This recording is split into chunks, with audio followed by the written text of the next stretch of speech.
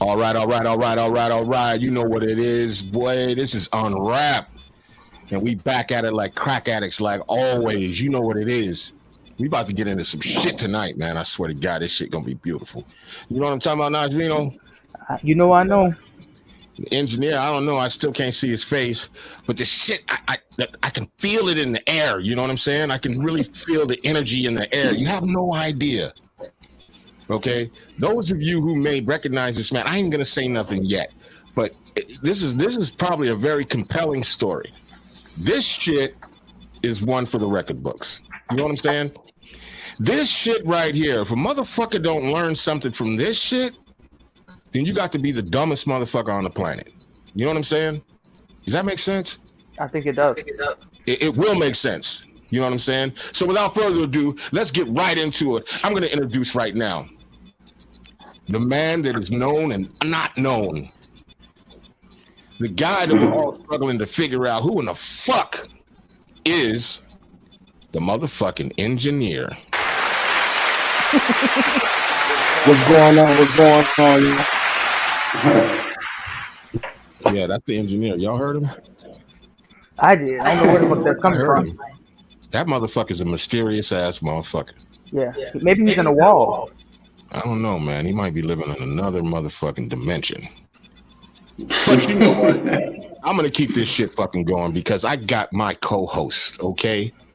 The very talented, the skilled, the craftful, the most craftiest co-host on the planet. I tell you right now, man, I haven't seen no shit like this since, what's that motherfucking Jew guy's name that had the black chick for his co-host? Whatever his name is with the big long ass hair. You already know who that goofy motherfucker is, but I got a better co-host. Okay? I got a better co-host. She's the godmother, man. This is Najrino, man. Put your hands together for Najrino. Yeah. I'm just talking that real shit, you know. Just some real shit. I do try. I do. You know. And I mean, this couldn't go without this being said. You know, we got the grand fucking facilitator, just the resident bad boy, antagonist, professional argumentalist. I made that shit up. I did. We should write to somebody and get that shit to the dictionary. Sound god, motherfucking heat detector. Oh. Salute, my girl. Salute. Thank you so much. I'm humbled by that every time you introduce me. I'm humbled by it. But I gotta introduce my man right now. Okay, some of y'all may or may not have heard of a certain record label called AVE Music with a K. Let's say back in the mid 2000s. You know what I'm saying? Early 2000s. This guy was the brainchild behind this shit. I ain't even gonna say too much. I'm gonna just say his name is. I ain't gonna even put his government out there. I'm just gonna say SOCIO. Let's give it up for my man. Let's go tell his story tonight. Okay. Welcome. I'm excited. How's it going? Oh man, we're doing good, man. We're blessed to have you here, man. We really appreciate you being here, and I really appreciate you telling your story tonight because I think it's an important story. I think people need to hear. If not for nothing, your fucking side of everything. Because I know, me personally, I know that there's a lot of stories that have went around that have circulated about AVE Music, the rise and fall of it. But I know within my gut and in my heart of hearts that no one knows the real true story but you. Am I correct? Am I correct in that? Okay. Well, we ain't gonna get it. Save the muscle. Save the muscle, bro. Save the muscle. Because we got something that we like to call get it off your chest before we even go there. You know what I'm saying? So I'm gonna start with the engineer. You got something you want to get off your chest? Man, listen. I just want to know why these young ladies out here be wearing these motherfucking booty shorts with their cheeks sticking out. I ain't saying it's a bad thing and all, but like, you want me to wear that? Was that a question, nigga? Because if that's a question, I don't mean to call you a nigga. I don't know if you're white, black, or whatever the fuck. No. It's not a question. I'm just saying. I don't understand. Oh, I can help you understand, sir. If you had big swollen ass guns, right? You had just muscle, just raw. I'm just walking around in diesel. What kind of shirt would you wear? All I'm saying is that shit No, ain't for no. everybody. What kind of shirt would you wear? A tight shirt, no shirt at all. Hey, so some of these motherfuckers out there got big ass booties, and they want the world to know. I'm talking about the ones that's built like wisdom tooth. That's what I'm talking about. Hell no. He said wisdom tooth. Oh my God. That's all right. Wow. I never seen a wisdom tooth booty, but I you know what? I probably have and just didn't recognize the wisdom tooth. You know what I'm saying? I don't know where I come from. They call them, shit. I don't even know what the fuck they call them nowadays. Right. They call them ironing boards, or you know what I'm saying? When it look like somebody just shoved 2 pencils up somebody's abdomen. But when they ain't nothing there and they ain't got no business wearing that shit. Yeah. Okay, I get it. Is that it though? You mad at that shit? No, I'm just saying, it's okay for the ones with the nice bodies to wear it, but the bad body built bitches, man. This is 2022. We are not gonna booty shame nobody.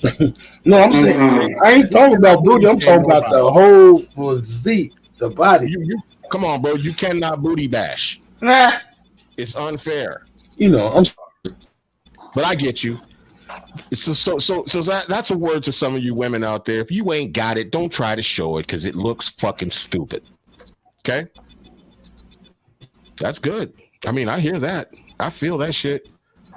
I still got to find out if I've ever seen a wisdom tooth booty. That's all. Just a wisdom tooth booty. Never heard that before. Okay, Nazvino, you up right now. You got to get it off your chest. Gladly. I'm fucking sick of places that specialize in certain things not having said item when you get there. Oh, that would be like Burger King specializing in the Whopper and you get there and they ain't got a motherfucking Whopper for you? Man. Motherfucking Sonic. Like these motherfuckers, the whole app went down. They only had 2 size cups and they got like 40 fucking sizes for their drinks. No ice cream whatsoever. Why the fuck is the restaurant even open? Okay, I don't know, but somebody got to turn something the fuck down because you're echoing like a motherfucker. I don't know what's going on. But I can hear it too. But so you don't like the fact that if you go in there and you ask for a mocha fucking grande lande tattooed fucking skim milk with the what you call it, they ain't got all the shit that they supposed to have for that particular thing that they specialize in. I can't fucking stand it. If I go to Foot Locker and I tell them I want one of them fucking referee shirts and they tell me they ain't got it, I'm gonna be pretty pissed, right? Exactly. You know what I'm saying? I get it. I ain't mad at it. I don't think I've encountered. No, that's a lie. Something like that happened just recently. I went in and asked them. They're like, "Sorry, we don't have that." And I'm like, "How the fuck?" I looked at the lady and said, "How you not have it? It's on your menu right here. It's your specialty." Big fucking picture on the window. Yeah, that's why I'm in here.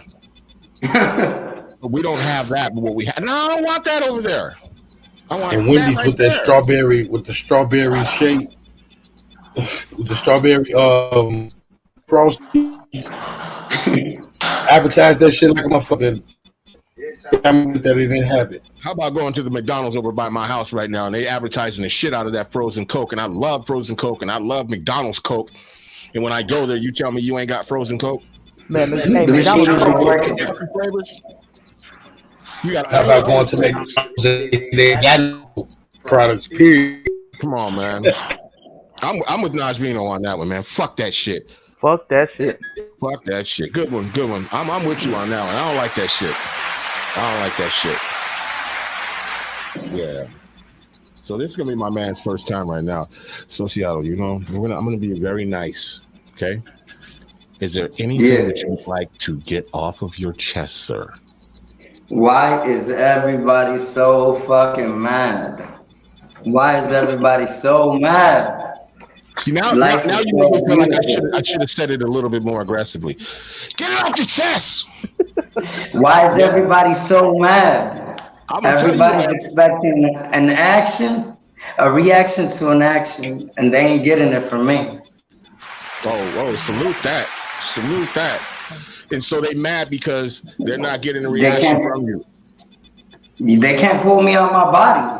They can't. And it's like, how come he didn't say fuck you back? Sorry. I mean, You know, everybody's just mad at they life. ain't supposed to be sorry. They never. They say you're supposed to apologize, but never say sorry. Sorry, they say sorry is a sign of weakness. You're always supposed to say I apologize. I'm not sorry for nothing that I do. Or You know what my I'm saying? bad. That's what I say. I will apologize for what I said.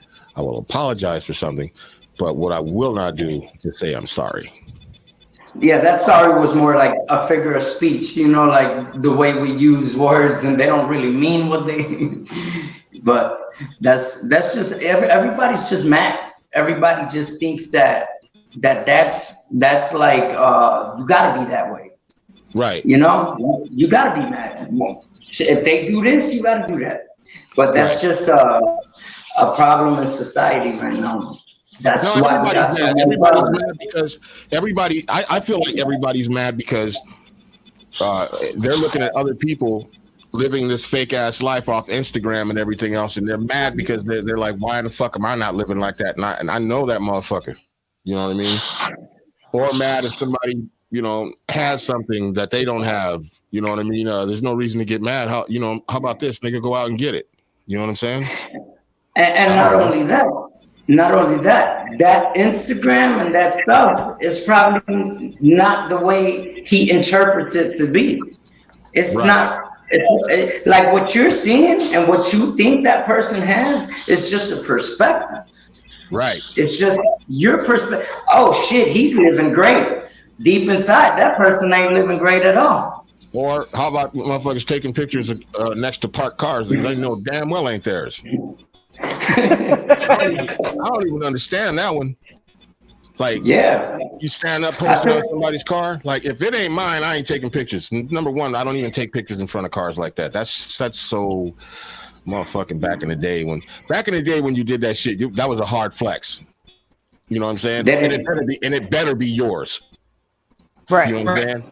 You couldn't just lean up on somebody's car. But I've done a couple of those poses and shit way back in the day. But those were my cars too, though. You know what I'm saying?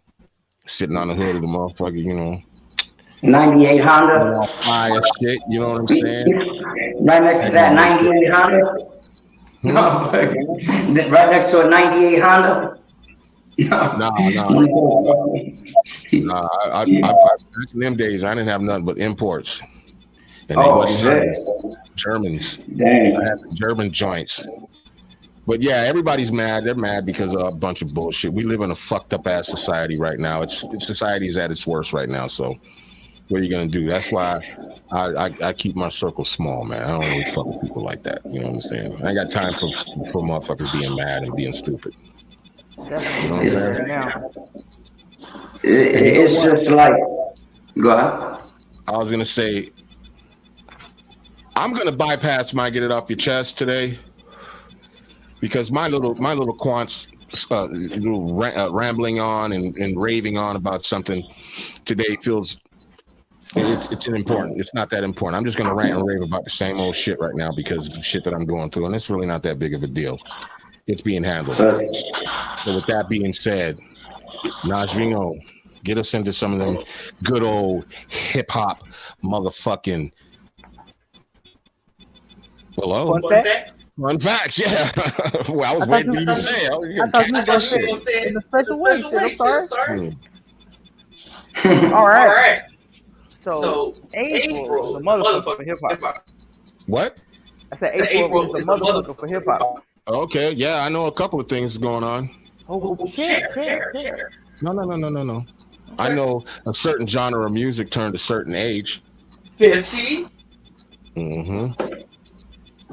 Hip hop turned 50 motherfucking years old this month. Look at hip hop. Got bad knees and gray hair. What? That's what's up. That echo was really bad. It's kind of hard to understand what you're saying on my end. That's terrible. But you know what? No way with the fun facts. Wait, no. Let's do this. I'm gonna pop back out one more goddamn time, and I'm coming right back in. All right, let's get it. So yeah, hip hop turned 50 fucking years old. Did you know that, engineer? No, I didn't. Yeah, well, actually, I think last week, turned 50 motherfucking years old, man. And let's remind everybody that this genre of music generates more money than any genre of music known to man to date. This culture and this music that we love generates more. It surpassed the billions of dollars. You know what I'm saying? If you take every aspect of hip hop, from fashion to music to, everything, looks like it's just me and you, engineer. These guys got to get their shit together. They're fucking up the show. It's the biggest money maker there is. I don't know what the fuck's going on, but I'm gonna keep talking because this is what I do. You know who I am. I might as well play some motherfucking music while motherfuckers just trying to pull their shit together and just vibe for a second. We're gonna get into these motherfucking these fun facts and all that shit. But in the meantime, we're gonna vibe on this right here until everybody get their shit together. Yeah.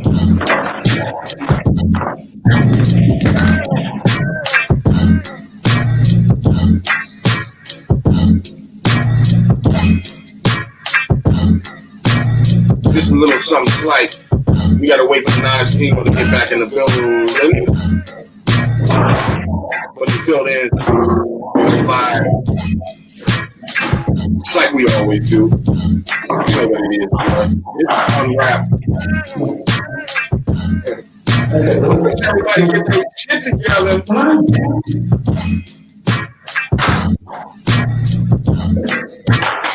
You got me feeling like we all over the place tonight. You got me feeling some kind of way. Yeah. You got SOCIO over there fucking with some birds.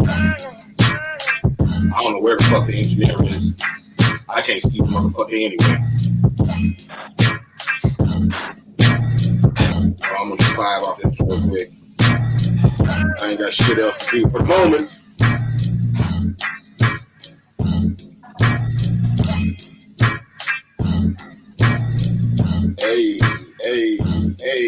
Hey, we waiting for Najino. We waiting for Najino. Najino. Dump your ass in the mix real quick. Hey. Yeah. Come on. You know how we get down, man. This is unwrapped, baby. This is unwrapped. Yeah. I ain't saying this is what we do as far as fucking up. But this is what we do, man. Things happen. Motherfuckers have technical difficulties. It happens all the time, but we ain't gonna let it kill us. We ain't gonna let it stop for a motherfucking minute. Wait for my co-host to get back on. Come on. Let's go. I'm gonna sit down and we can get this right in it and get started. We wasted too much motherfucking time. Come on, bro. It's too goddamn good. Let's go, bro. Let's go, bro. But y'all know how we do. We always got to do that first. I thought this would be a good beat. Yeah.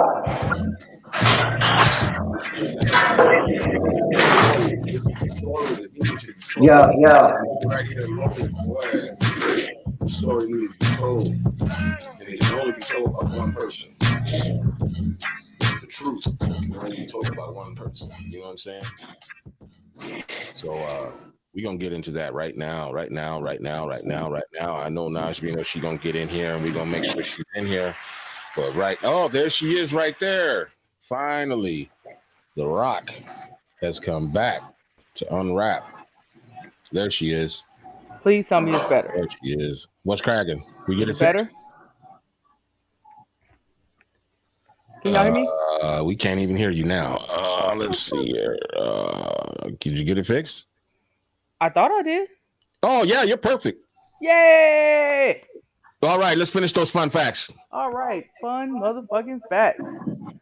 Okay, so we got a lot of birthdays. Okay. Dale, the funky Homo sapien, Oh, my brother from Oakland.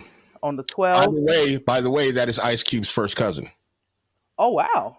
Yeah, Shit! it is. For real. That's Ice Cube's first blood cousin Wow. from Oakland. He's from Oakland. MCA from the Beastie Boys and Funkmaster Flex on the 5th. Rest in peace to MCA from the Beastie Boys. Sir Mix-a-Lot on the 12th. So makes a lot. That nigga makes more money off of one song than anybody in fucking rap right now. As he should. Ali Shaheed from Tribe on the 11th. Tribe, happy birthday. Curtis Blow. Mac Curtis 10. Blow. Quick story about Curtis Blow. Yes. I was in California. I was young as fuck. I had just came from Texas, I think. And me, my brother, and a couple of friends were coming from the YMCA. I don't remember how old I was. I was young, maybe 9 or 10. We were coming from the YMCA playing basketball. And we were walking back past the Civic Auditorium, and it was Curtis Blow in concert. And we were walking back, and there's Curtis Blow just chilling there. And we sat there and talked to Curtis Blow for like 15 minutes and shit. And it was his concert? Yeah. Just straight chilling.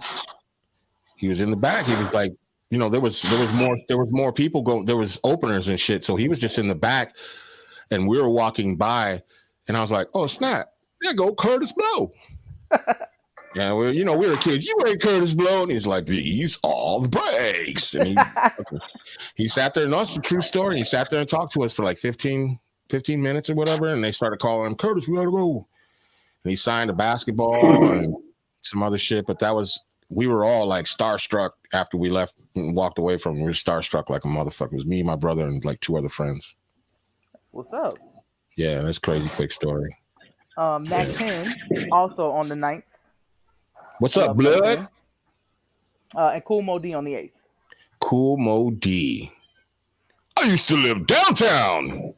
We talk about Cool Mo D a lot on this podcast. Yeah, I don't know why. I don't know what happened to that man. I know he was in a couple of movies. He was doing some acting. I don't know what happened to him, but God bless Cool Mo D. I'm sure he's doing well. Word. You know what I'm saying? All right. And then just a whole bunch of other random shit. So we got a lot of debuts and other shit. But on the 10th in 1999, the Violator compilation album from Def Jam came out. Oh, and the Violators, yeah. And then in '99, well, in the late '90s, compilation albums were a big fucking thing back then. I remember I used to have like I had at least 15 or 16 of them shits. I can't remember most of them now, but that was the thing to do back then. Right. Gravediggers debut joint, 6 Feet Deep, came out in '94. Okay. I remember that. I don't think a lot of people even really too much know about the Gravediggers, actually. I do. Of course you do. It's Like That from Run DMC came out August 10th, 1983. I definitely remember that. It Takes Two from Rob Bass and DJ Easy Rock in '88. Remember that? Sadder news. Sean Price from Bootcamp Click passed away on the 8th in 2015. Hey, hold on. Seattle, you got to get your shit together, bro. You're making tons of noise. My Mute bad. yourself. You got to mute That's yourself. me? Or something. Yeah, that's you. Mics are sensitive. What'd you say again? Sad news. What happened? Sean Price from Bootcamp Click. Oh yeah, my man's one of the hardest, ruggedest motherfuckers ever. Peace. He had passed in 2015. Rest in peace. Straight Outta Compton came out in August 8th of 1988. Look. I remember when that shit came out too. That shit blew everybody's mind. There's a lot of monumental things in hip hop that don't get this due, its credit, and that just reminds me right now. Are we done with the fun facts? Got a couple more. Huh? Nope. But you speaking of monumental shit for hip hop, Yo MTV Raps debuted August 6th of 1988. Oh, I thought it was earlier than that for some reason. That shit was colossal for hip hop. Oh yeah, And but actually then- the box was more colossal. The MTV didn't do shit but rip off the box. For sure. But if you really want to take it apart, think about what it did for Ed Lover and Dr. Dre and video VJs, and I mean, opened up a lane for some other shit. Right, that's true. But I'm all about lanes for other shit. I was trying to think of the host of the box, video music box. What's his name? Because there's a documentary on yeah. some shit. We had watched it. What the fuck is his name? Ralph Daniels. Yes. Ralph Daniels. Yeah. Everybody should check that out. I believe that was it's on the real Showtime. first. That was the real first Yo MTV Raps, or the first Yo Raps, or whatever the fuck you want to call it. Ralph McDaniels. They definitely bit his style Yeah. for sure. Even though they cleaned it up and it was kind of compared to that, it was like extra. It was whitewashed. It was made for a white audience. For shizzle. But what they didn't expect was the entrance of Ed Lover and Dr. Dre. But before that, it was Fab Five Freddy, and Fab Five Freddy has been a staple in hip hop since the very beginning. Mm-hmm. He was doing like trying to do documentaries and shit, and really filming and getting graffiti artists into real art shows and shit like that. So Fab Five Freddy has been, shout out to Fab Five Freddy. He don't get enough fucking credit. He doesn't. But one of the four founders too, as well. As far as getting it mainstream. He's and an getting icon. Yeah, he's a motherfucking icon. Yeah. That's what's up. And then Big L, the Big Picture came out on the 1st in 2000. And Snoop Dogg, The Game Is to Be Sold and Not Told. That was his debut on No Limit. No Limit, yeah. Which I thought that album was fucking trash, except for there were two joints on there, because I never really was a fan of Beats by the Pound. I thought a lot of their shit was trash. But the sun shines on a dog's ass every day. Yeah, I appreciate them. I appreciate them for what they did, because if you really want to be honest, it really kind of Pound put No Limit, put New Orleans on. Okay, let me tell you how this works. Okay. Shut it. Okay. Because when we was talking about our top 10 producers, you was talking shit about Beats by the Pound. And then you said what the fuck you had to say about them. Let them live. I'm letting them live, but I don't think y'all understand. When you have a multi-million-dollar distribution deal, doesn't matter what the fuck you put out. I know. We know. Okay, but they just shove it down people's throats and people just accept it. God damn it, they have their place in history. I didn't say they didn't. Leave them the fuck alone. All right, for you, I'm gonna leave them the fuck alone. God damn it. By the pound. That's fucking terrible. Okay, and then everything else is just fucking debuts. Watch the Throne, 2011. Kiss the Game Goodbye, 2001. And Only Built for Cuban Links, August 1st. Ooh. Fucking love that album. I was in New York when that shit dropped. Ooh. That set the Bronx on fire. I bet it did. I bet it did. All right, so speaking of downfalls and whatnots, reintroduce my man, SOCIO. First, let's get a little background on you, man. Where you from, bro? I'm from Chicago. I'm originally from Chicago. I was born in Chicago. Right. But I've spent a lot of time in San Germán, Puerto Rico. It was always back and forth with me when it came down to traveling from Puerto Rico and coming back to Chicago. Yeah. But yeah, I'm from Chicago, born in Cook County Hospital, north side of Chicago, Logan Square, Humboldt Park area. Yeah. Okay. At what age did you? I mean, okay. We're just gonna assume everybody knows you're into music because you're on Unwrapped. At what age are you ever come from a family of musicians or anything, or were you like the first one in your family to like pick up some shit and just start doing the shit, or what? I have to think about that one because yes, I. But the thing is, crazy. My family. Mm-hmm.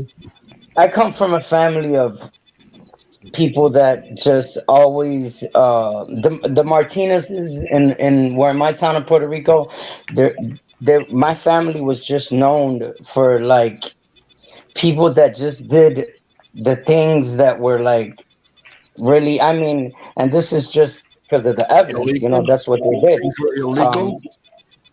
the what? Things illegal. No. They Gangster did shit. like no. Like Farmers. they're Get the to the point, mechanics, nigga. Oh, the okay. mechanics, the They were hustlers. They were hustlers. They had engineers, all kinds of um, side hustles. the best carpenters. Right. It was the brains that they had. The Right. On my father's side, their brains are just like they're always really good at what they do, and what they do is always something really hard and really technical, you know. And I Right. guess that's one of the reasons why, you know, we'll probably get into that, why the music we did sounded probably a little bit different. Okay. One thing I want to tell you right now. This is a platform right now where you speak your fucking mind. And if you want to say you're the fucking baddest motherfucker on the planet, God damn it, say it. You know what I Please mean? do. Speak Please your do. motherfucking truth, Definitely, brother. You know what I'm saying? Don't worry about definitely. biting your tongue.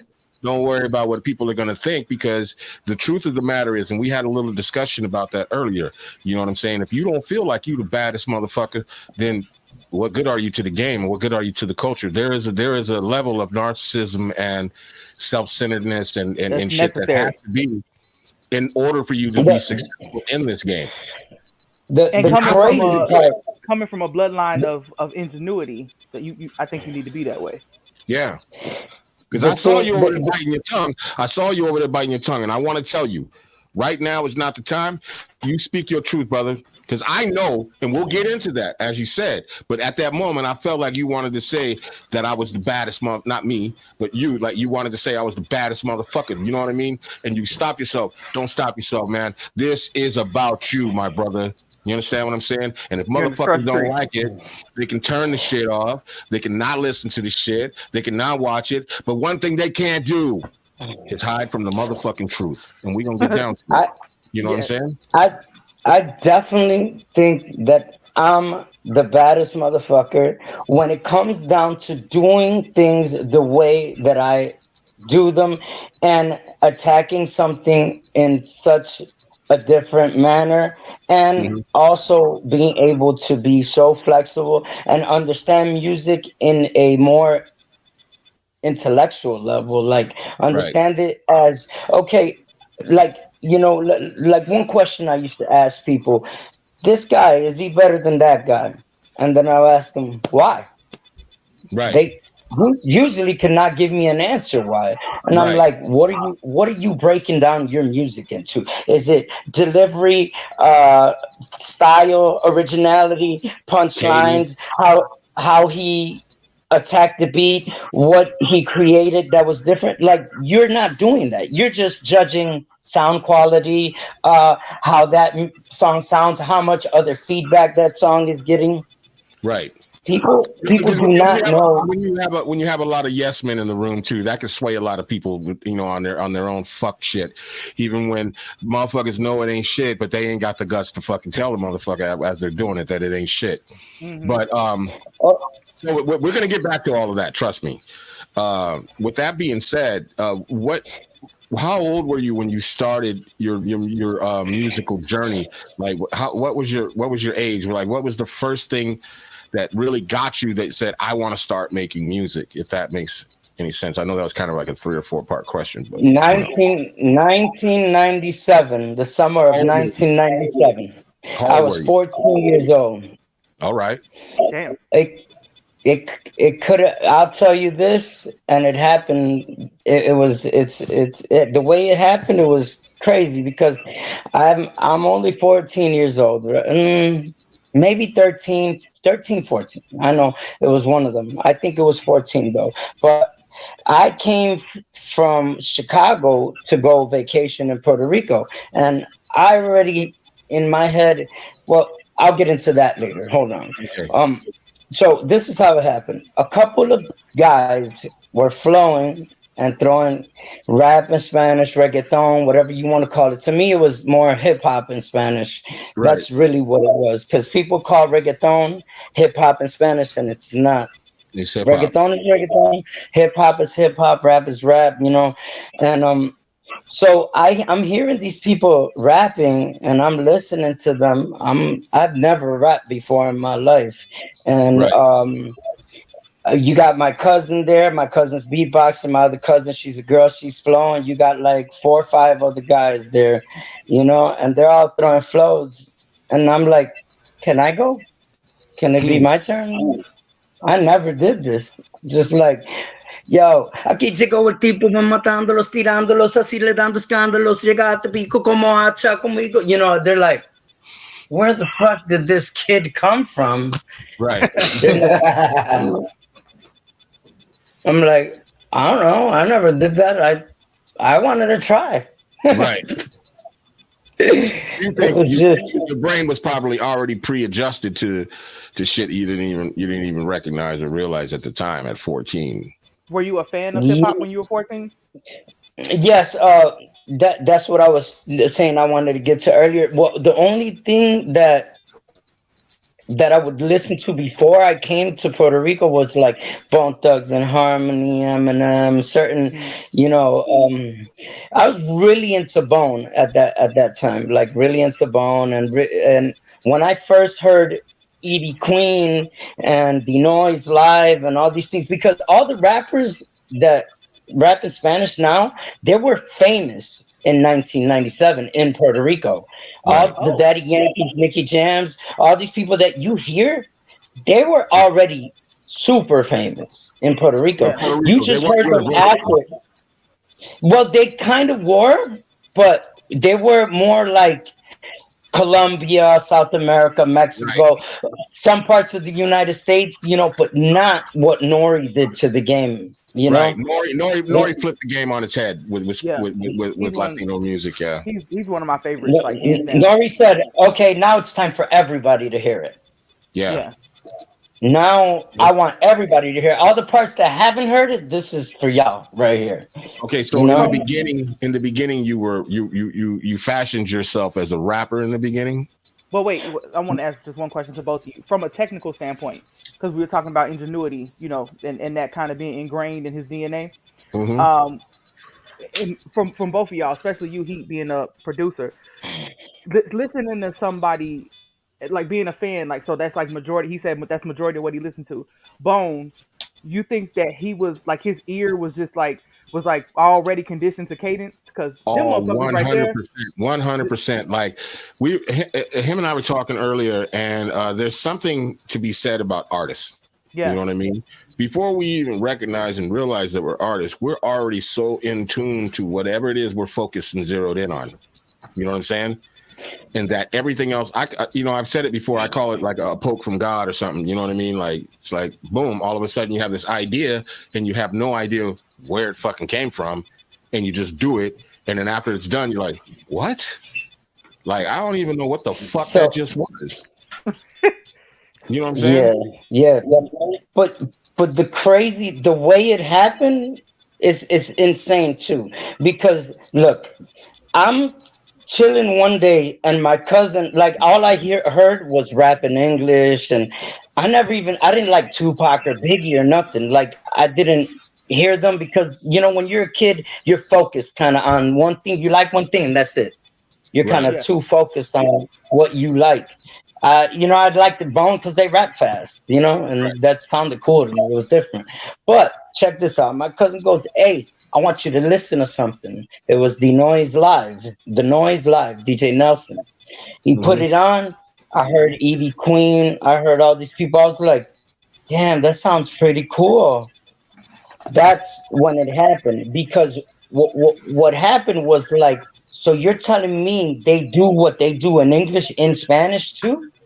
Huh. So then I was like, oh, that's when I think it registered.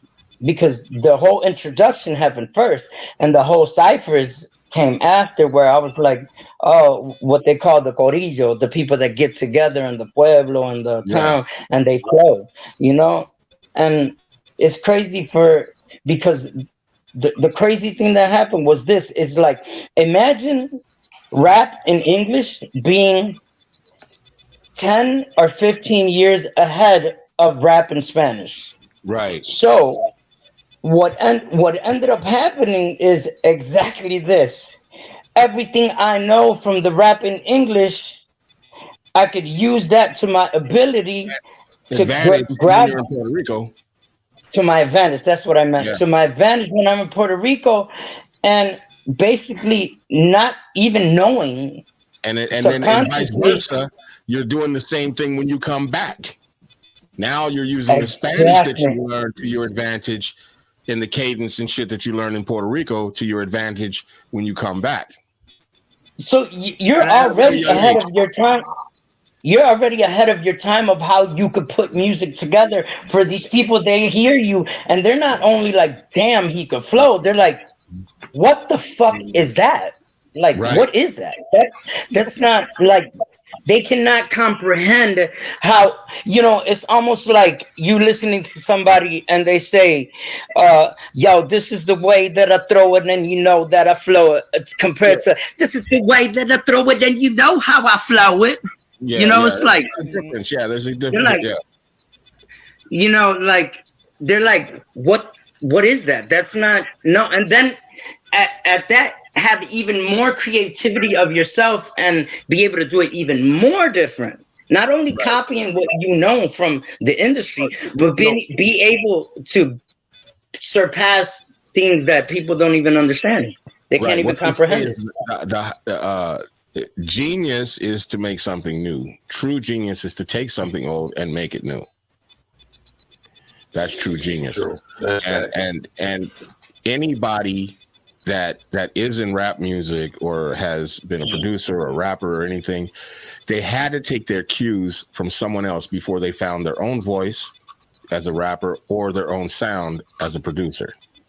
You take cues from everybody else. You hear certain producers that you like, and you take certain cues of how they do their drums or how they have, they do synths or how they do certain things, even in the drum patterns and shit like that. So that leads me to my next question. When did you start, like, you got to this point right now, let's fast forward just a little bit so we don't drag this on to get to the nitty gritty. At what point do you get, what is the age that you get where you're like, okay, now I want to write songs. Okay, I got some songs written. This is a two-part question then. I got some songs written, but now I need music for them. When did you get into that point? Because I understood you for a lot of things, and I understand because I did a lot of things. I thought I wanted to be a rapper first, and then once I started, I couldn't get music from anybody, and it was so much harder back in the day to get music. I started making my own music, and then I found that I was much better at making music than I was rapping. But not that I wasn't successful at both of them. It was just the feeling that I had about it, because I feel like I'm a great MC, like when I'm not drunk. But I'm saying, I feel like I'm good. I can handle my own. You know what I mean? Freestyling and shit. But I found more pleasure and found more. I don't know. Making music to me is like painting a beautiful painting. You know what I'm saying? So at what age did you and how did you go about like getting the equipment or doing things where you started doing things on your own? Good question.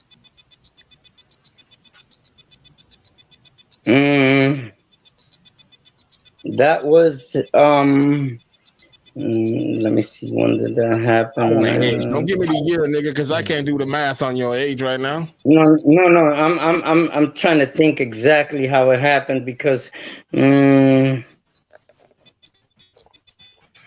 Was it somebody that recognized? Let me ask you this, because it's always like somebody that recognized. Yeah. Something It was. Said, here, take this, or here, try this. You know what I'm saying? Is that something that This is happened to how it you? happened. There was look, I was in the hood. I was in the hood, and we used to hang. I used to hang out, and had a couple friends here and there. And I don't know who exactly introduced me to him, but um there was a young cat named Villain. That was his rap name, Villain CV. I can't even remember what the C stands for anymore. Villain Villain was like, man, you got to come see my guy. He's got a recording studio, He's And how like, old were you? How oh, old were you? maybe 1920, around there. Yep. Okay, so I'm gonna interrupt you. Sorry. So let's just assume that from 14, so 5 years, you have been like honing your craft as far as writing and shit. Mm-mm, not Nothing. at all. It was all up here, but because the question, I actually wrote here and there, but I didn't know how to write. I didn't know Right. what I didn't know what bars were. Bars were I didn't okay. understand how to put them together. I could write a whole song. It'll be like 27 bars. Hmm. It just be like everything all just thrown all crazy. Even the Right. first one of the first tracks I recorded, was you know what? Actually, that was after. That was, I think, Crazy V was after. Yeah, because in the beginning there was a DJ in Chicago named, but I was like 19, definitely 19. There was a DJ in Chicago named DJ Cool Carlos. You probably heard of him. Yeah, name sounds very familiar. DJ Cool Carlos. DJ Cool Carlos said, if you pass out these flyers for me for free, I'll put you on this concert. Yeah, And I but said, you're skipping something somewhere because there you can't just go from I don't write songs, I don't have any equipment to all of a sudden you're passing out flyers to open or do something in a concert. Somebody has to know who you are and how did you get there? Like without making a very long story because we still got a whole lot to talk about. But I'm trying to get to like how did you get into music, get to where you hold on. were. You know what I'm saying? And Yeah, then you just crumble through it. well, that's exactly how it happened. It's crazy because it was like so like these Spanish concerts. That was probably the first one in Chicago. I think. Oh, I okay. mean, if not one of the first ones. It was more like, okay, you rap, get on there. Oh I yeah. bro, I literally Throw you to the wolves type shit. I know about that kind of shit. I've been around that kind of shit before. Where and there's like, oh, you rap, all right, go ahead, get on stage, do your thing. They need openers, they need this, they need, yeah, got you. we literally, I say we because look, I was so like, I think naive Hmm. and so just like open to everything. And I met someone and he told me he rapped in Spanish too, and we literally 3 days it took us to put something together to go live. Okay. Now, And I met him like when I was doing that, when I was gonna go on that concert. Boom. And literally when we got there to the concert, they were like, what are you guys called? And I'm like, damn, I don't know him that much. He's like an associate to me, He's just, and we're oh, los asociados, just go with that, yeah. And they had another group that was named Los Acertijos, and I think that low key, just by hearing them and me thinking that this guy I barely met, he's just a friend. I'm like, that probably both had like that asociado. That sounds dope. Okay, go with that. And I You know? can say that's how you got your rap name then. Yeah, it just popped up. It's kind You're of how I got my associate. rap name, You're associate. but Beautiful, but beautiful before story. that, before that, I did have another rap name, which is a big part of you know. Before that, I thought about a rap name. You know how you have these you make up these movies in your head, Yeah, these visions, they're visions, man. What am I gonna call myself? How is this gonna go? How is this, gonna be?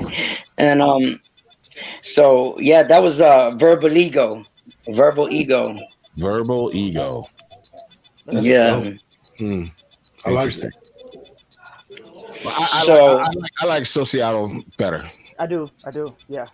That's like saying you Sociato. That's Yeah. that's fire. That could definitely be taken a lot of different ways. Also, Yeah. But okay, so let's fast forward right now. Let's fast forward to you have the name Sociato, right? By this time, okay, let me back up. Let me digress right quick. And try to make this short because we got a lot of ground to cover. When did you get like the first piece of equipment or anything software? Because most of the people I would say your age got software before they got anything else, or did you get hardware? No, bro. This guy Myth, my guy Myth, which was part of AVE Music too. Which Hey, don't say that name. We'll get to that. Okay, cool. But basically, this is how he had an 8-track. He had an 8-track. I think it was like a Newmark or something like that, or Probably a he Tascam. just. Everybody could afford. They could afford Tascam at the time. I think that's probably what it was. Yeah, definitely. And from there, after that live concert thing happened, me and the guy that I was associating with, and we became good friends, and we would record on a computer, nothing serious, Okay, just that's what I'm something. asking you. What was the first like software or anything? And at that time, is that when you started making beats or thinking about making beats? No, that was just like we're chilling. He's smoking a cigarette. We're recording something off of a computer with nothing, no mic, nothing, just messing around. Right. I didn't Yeah. even See, know how he did it. We're just. this is what these kids nowadays have to understand, man. There was a lot of work put into this shit, and if you're really listening to what he's saying, some things were dropped in his fucking pocket, out of nowhere. But a lot of the other shit that we're gonna get into was based off of hard ass work, and not just, this was a kid. I'm gonna say a kid. I don't think you're a kid now. You're a grown ass man. But this was a kid who saw something within himself and then started just doing it and just figuring it out on the way. And when you figure something out on the way, I would have to say to people, man, don't be discouraged because you don't know it or don't understand it, because you will if you stay consistent with it and you stay like with whatever your dream is and whatever your shit is. You know what I'm saying? You know what I mean? Yeah. One moment. Mute yourself. Okay. We don't need to hear family business. So what are your thoughts, Nasrino? I mean, I love the story about how he got his name. That's cool. Yeah, that's dope. That's dope. extra dope. I actually did not even know that. I find it very fucking interesting that he started off listening to Bone, and that kind of conditioned his ear, because I remember when I was a kid, I told you I grew up really liking the West Coast shit, and then that was like my next big shit, and like it really made me start to pay attention to a lot of actual like musical aspects of music. Right. When before I was really just listening to subject matter, but once I started really listening to Bone, I was like, oh shit, like yeah, what's up with that, and how they play with their harmonies and their voices, and yeah, like that shit was crazy. I ain't even gonna front. The first time I heard Bone Thugs and Harmony, I was a little taken aback. I was like, the fuck? Yeah, because there was nothing like that. There was nothing like, and the crazy shit was how it was just how good it sounded though. Yeah. Like that shit really, really. Even I'm a big fucking fan now of going back listening to shit I like when I was a kid, so I can see if I still feel the same. And they're one of the only ones that I'm like, fuck it, yep. Y'all rocking, I'm rolling. People don't realize this, but you can thank Dr. Dre for teaching DJ Yella a lot of shit. because Yella did all of that type shit for Bone Thugs and everything, and he did an amazing job, and made some real classic fucking music. You know what I'm saying? Shout out to DJ But Yella. back to you, Sociato. So yeah, a lot of stuff that I would say I got influenced with, I did not sound like it. I just took the essence. how do you say, in like, pieces. Yeah, that's what I said earlier. That's And the exactly creative what I said license. earlier. The creative license. the possibilities that they made happen, and how, so this is so much possible. So the percentages of me being able to make different things with delivery, punchlines, and everything started coming together with, like, holy crap, like, how come nobody else is doing this? Right, and I understand that feeling. Okay, so I want to fast forward a little bit. Now you have software or something, because at some point you have to get software or some hardware, and you start fucking around and making beats. You're trying it out. How old were you then? And what software were you using, or what hardware?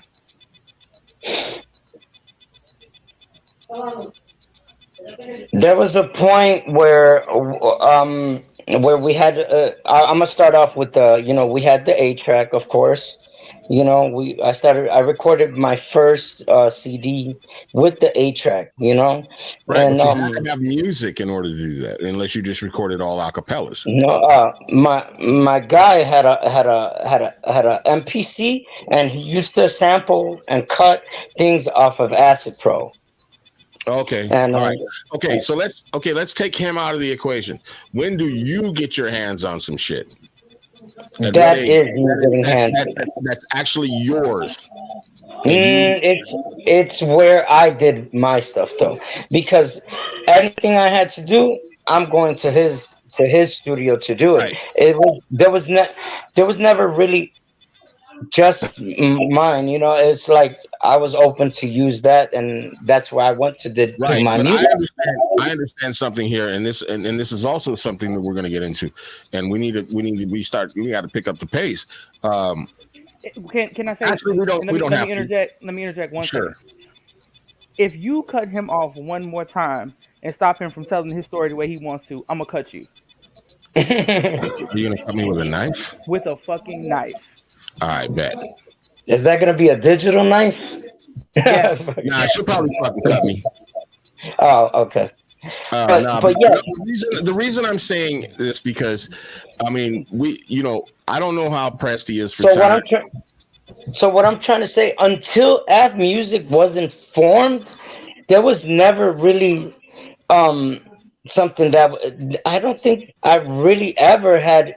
One time I had something that was mine, and it was really not the same. It wasn't the same, because that essence of me going to that spot where everything that I created was there, and it was just everything, where it was like me having my own stuff, because it was just where I made my music.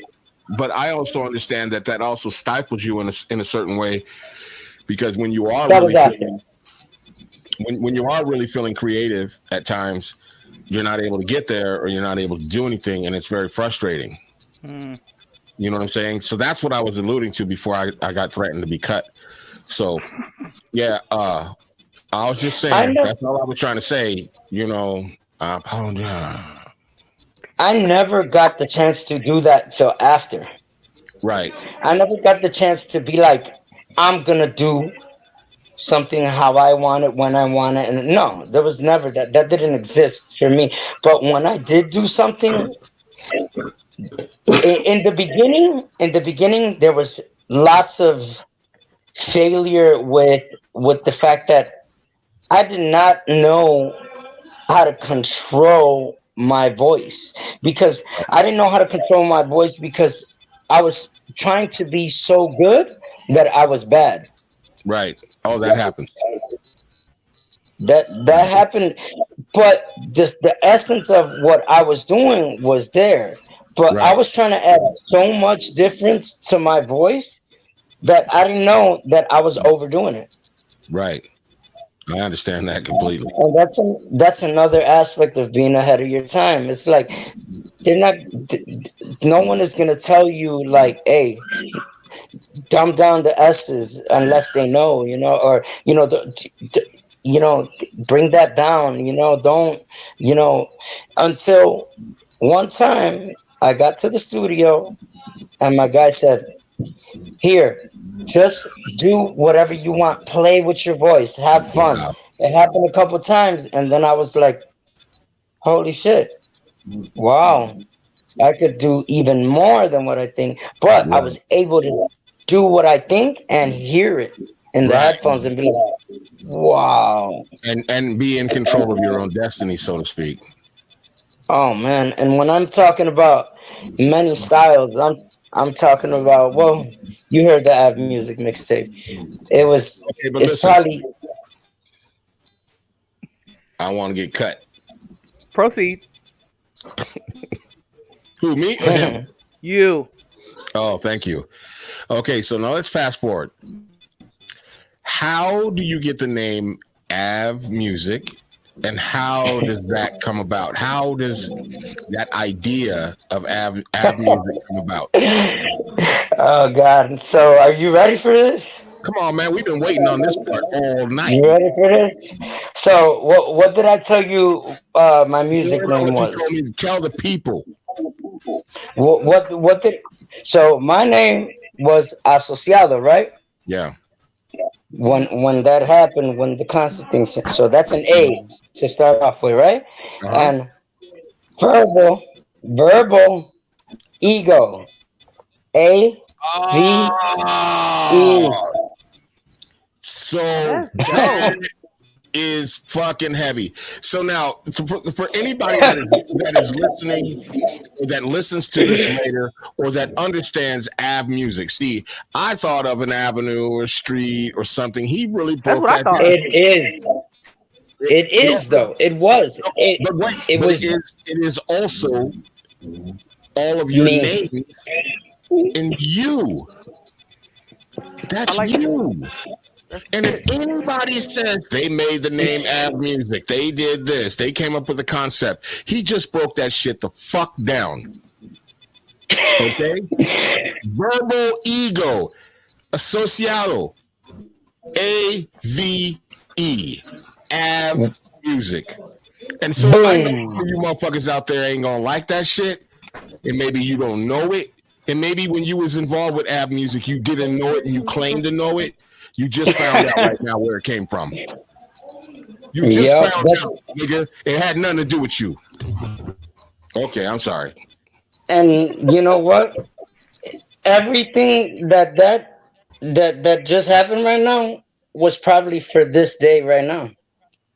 Oh wow, Wow. wow. Because the reason for that was because I am like the brain. I'm telling you, like when I'm telling you, when my brain, I was using, I do not want to sound cocky when I'm saying it, but No man, I, say I your was, shit, bro. Say your shit. I, Shut the fuck up. Say Fuck your it. shit. Don't worry about it. Don't I worry Say felt that your about it. shit. Say your I shit. felt like my intelligence level was not the same as other people, or not the same, but that I was pretty smart.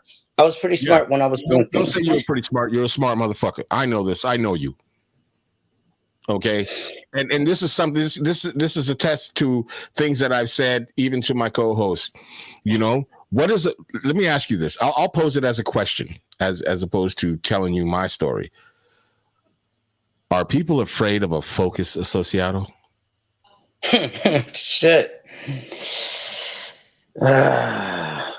Even more probably unawakened and enlightened. It's Hmm. That's a different animal, ain't it? You said some shit right so there. it's completely different. You have to like want that.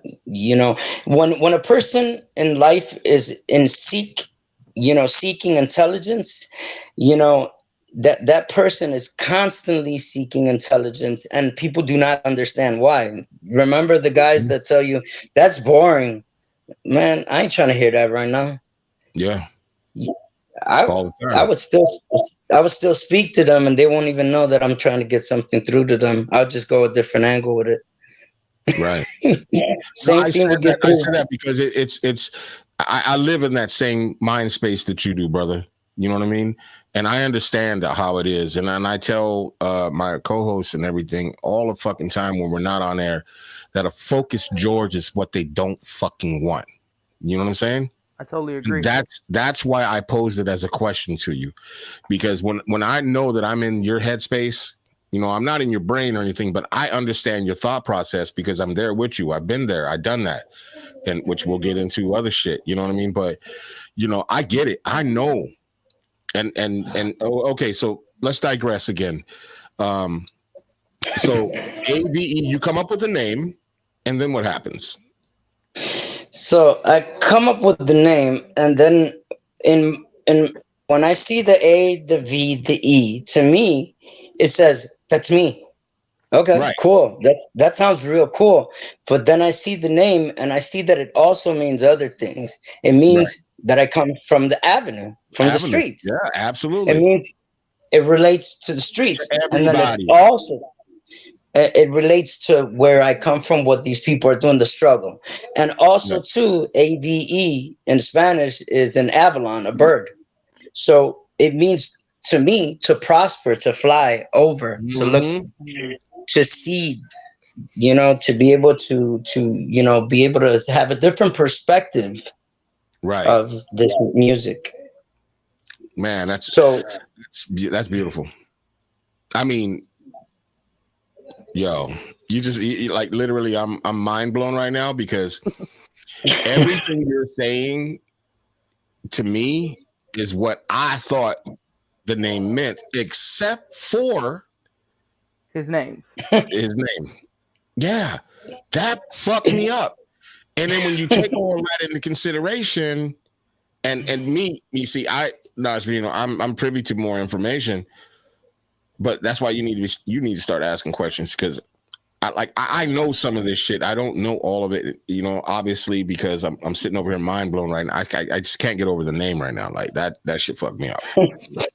Okay, so you start Av Music. The other people that were, affiliated or with you, when it first started, like how was the relationship? Like, did you vibe off of each other? Do you think that increased your creativity in the beginning? um yes, yes, yes. It did in the beginning after everybody's there. But believe me, putting everything together was like, okay, what? You want to be part? Yeah, that's cool. Hell yeah. You know, you want to be, you know, one person comes at a time, you know? Yeah. Okay.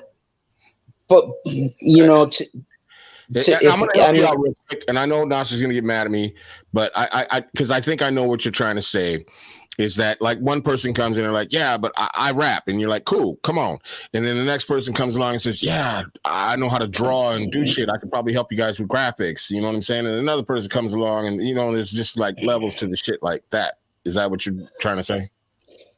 yes, but like when it comes down to that, there was people that had their hands in things already. You know, at Mm, that point, there was groups that were formed, groups that were broken, people that were known, industry people that we knew, you know, people that got connected, and you know, a lot I would say probably through me. You know, most of the connections that I saw were, you know, that I saw around me. A lot of them were through me and through other people, of course. But you know, a lot of the things I would do almost, you know, like knowing, like, if I bring these two people that drink coffee together, I think they might have a cup of coffee. mm. You Right. know what I'm saying? Do you think Yeah. that I would. do you think that if you had ushered people in, and you had like more of a hierarchy or a structure or order of things, like I'm the CEO, you motherfuckers, you know what I'm saying? Like everything got to be cleared through me. Do you think that the shit might have fell together a little bit different. Yes, yes, yeah, definitely. Yeah. Um, it probably would not have sounded the same. Mm, What does that okay. mean? What does that mean? And elaborate. Because People I are know personally, people. you were in charge of pretty much the sound of everything. Mm, not really. Not really. I Really? wouldn't say that. Not the sound of I wasn't in it's almost like have you ever tried to take charge of something, but you know that the way you're taking charge of it is not gonna work. So instead of you taking Yep. charge of it in a way of taking charge, you just tell them, hey, there's a fucking party where there's gonna be coffee, and you know he drinks coffee. They're just Organized like, chaos. Well, I'm, that's part of like how things fall apart because I know how technical you are, and when you start leaving things in other people's hands, this is where things start to disintegrate, so to speak. yeah. But we did not know. We didn't know. We didn't know what that we just thought we were. Ain't no, You you keep know, we saying just we. You keep saying we, but you were the brainchild. At what point, like, did people start like coming in and you personally? I don't know when you felt like it was out of control or whatever. When did you feel like it was out of your control? Like the very moment you felt, not when it was already like, because I was around, you know what I mean, for some of the build up and some of the fall. You know what I'm saying? So at what point did you realize, like, hold on, I'm not even in control of my own shit anymore? um one moment, guys. One more. I'll get right on that. Mute yourself. Mute yourself. This is interesting as fuck because I'm finding out a lot of shit, and I know you don't want me interrupting him and shit, but it's like we got to get to the nitty gritty because Yeah, but it's interfering with him expressing the information. You know what I mean? I think the way he's trying to pull it out of his head. I know, but It's like you're trying to pull it out without, stepping pause, on nigga. He said pull it out. Pause. Ah, oh, I was just about to say. It seems like he's trying to pull out. It seems like he's struggling. He's struggling to get the information. He's struggling. It feels like he's struggling a little bit to speak his mind, and I just want him to speak his mind. Just get the fucking truth out. So just let him tell the fucking story. If All right. Don't cut me. if we go a little, All right, cool. we'll give the shit. I'm just gonna say how everything happened. So without questions that go straight into one aspect of it. Yeah, So just tell it. this is how it Get it, happened. my man. Get it right now. This is your shit. This is how it happened. Check it out. I'm in the studio. I think of the name. Boom, boom. Everything is like, damn, this sounds dope. I think of the different parts of what the name could mean and what they do mean after to me. So now I adopt that. I say, this is mine. This is mine. Nobody is a part of this. I'm just like, I'm a rapper. I need a label. I need something to call it. What do I call it? Shit, I call it this. Boom.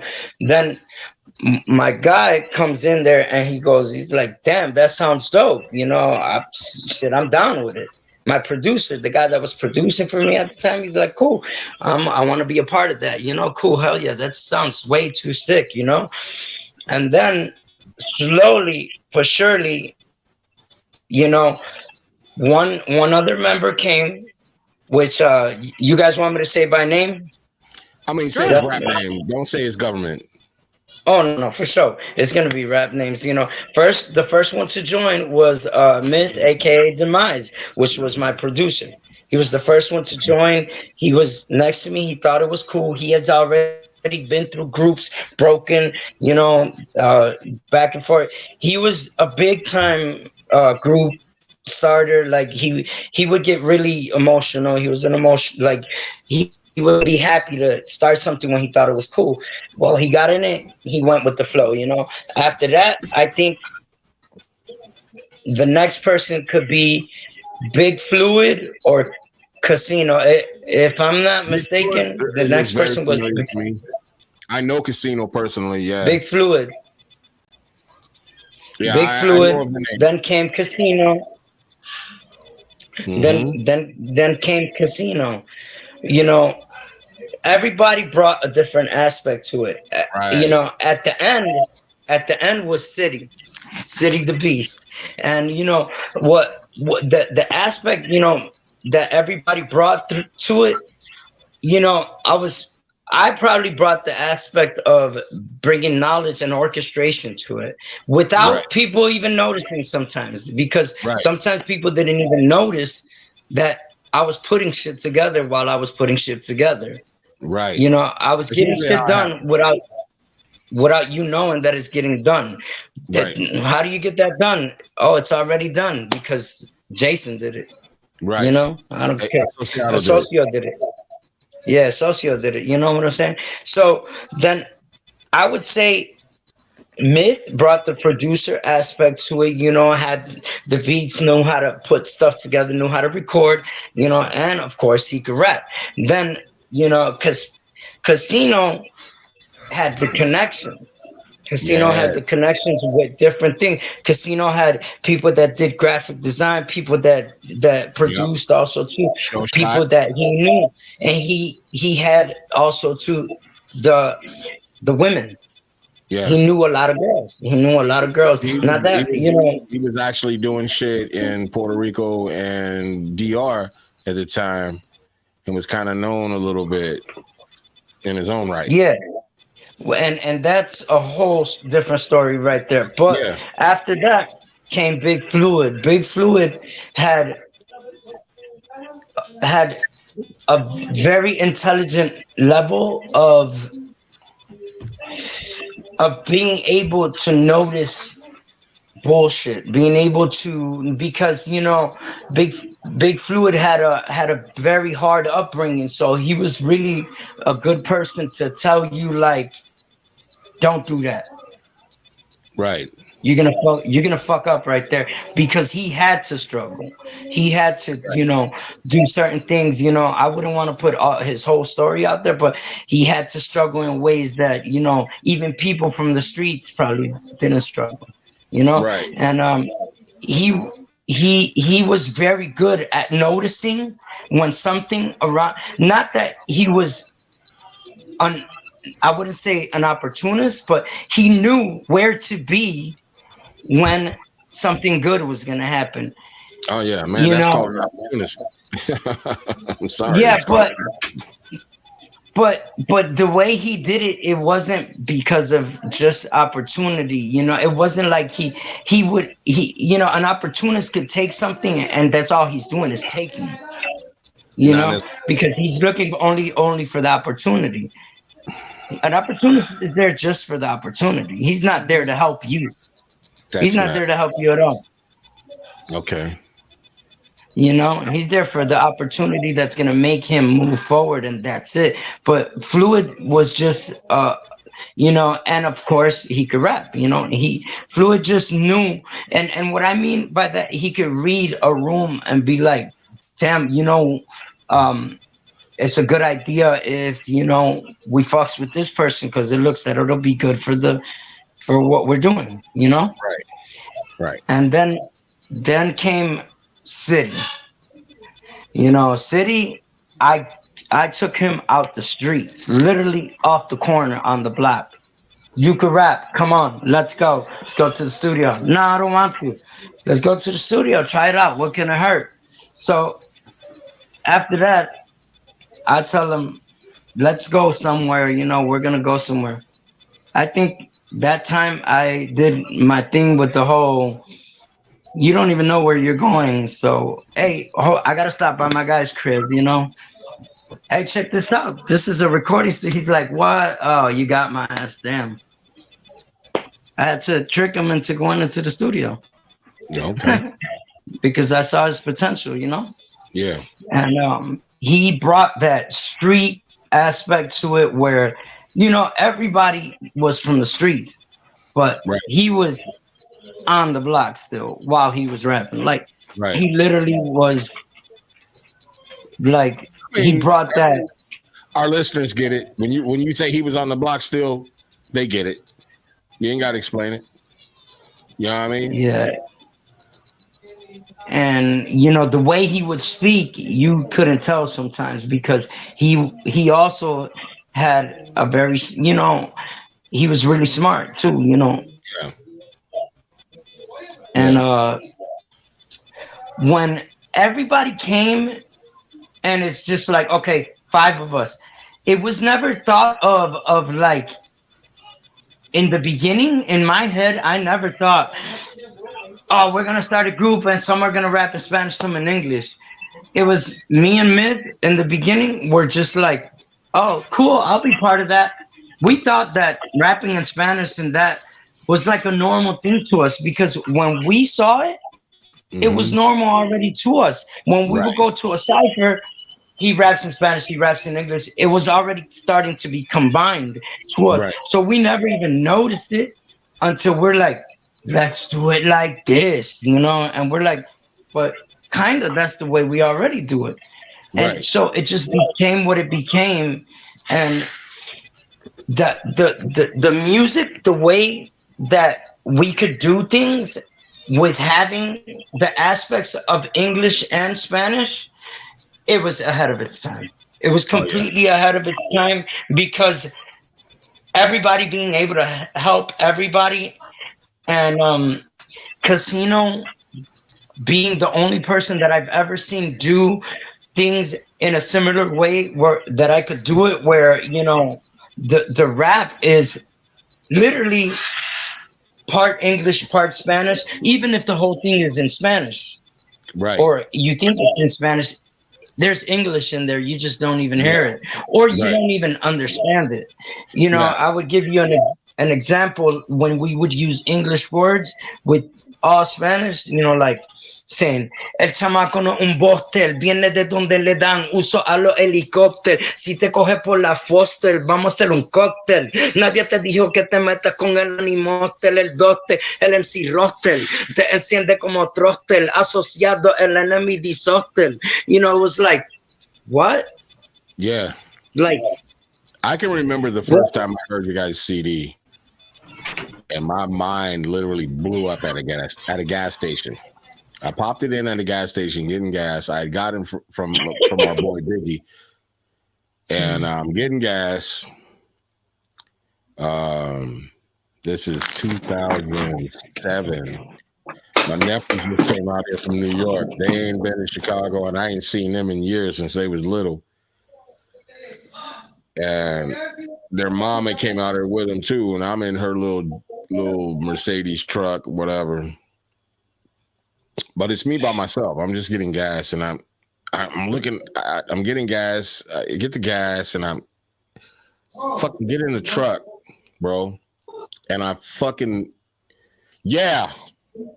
The one that says that line is like under banana. No, he said that nigga said reversible banana, reversible bandana. Yeah. Holy shit. That was like the first song I think that came on. I'm at the gas station and I pop it in and it's the first shit I hear. The beat is killing me. The flows are killing me. My Spanish is fucked up, but I'm understanding what these niggas are saying.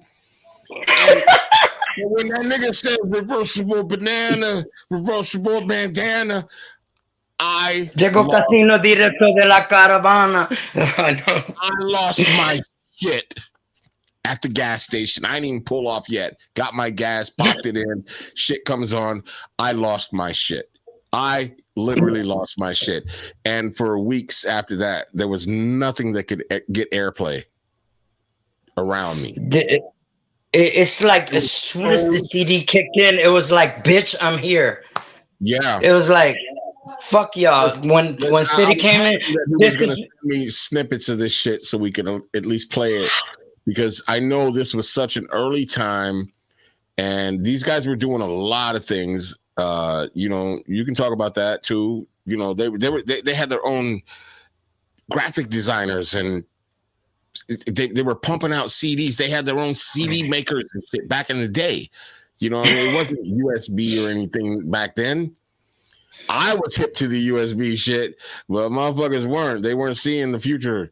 But like them niggas they were running shifts, selling CDs. Bro, That's we crazy. had girls in freaking underwear fucking just put a CD in the damn thing, make another one. Because the it was just like probably like one CD for the CD player, one CD for the burner, and we're just pushing them all out while the studio has another 8 stack of CDs. And if you had a laptop in your crib, you were making some CDs. You know what I'm saying? You were pressing the button, burn. Take a shower, burn. Cook something, burn a CD, you know? And then after that, you had CDs to pop off. You know? And tell them how many CDs a day were you guys popping off? You know, I would say like when we would go out to go sell mixtapes, it's definitely, you know, anywhere from 400 to 600 CDs, you know, A day? The other night, nigga. A day. Damn. You told me 800 plus. And I'm gonna tell you something that, look, my man, you know, I think that, you know, like some shifts selling CDs. But the crazy thing is, look at how my mind works. It's crazy, you know. I'm not trying to sound, you know. Say your shit. Don't stop yourself. I just hate, you know, like boasting myself. I don't do that no more. I stopped doing all that, you know, because that was one of my problems. That was then. This is now. Say your shit, because that was then. You are a different man now. There's nothing to be ashamed of. So check this out. My mind was so like, I was thinking about things that were so technical that I said, holy crap, we're selling CDs in the middle of the street and there's an island in the middle of the street. What would make cars stop? I was like, okay, everybody put on an orange vest. Everybody.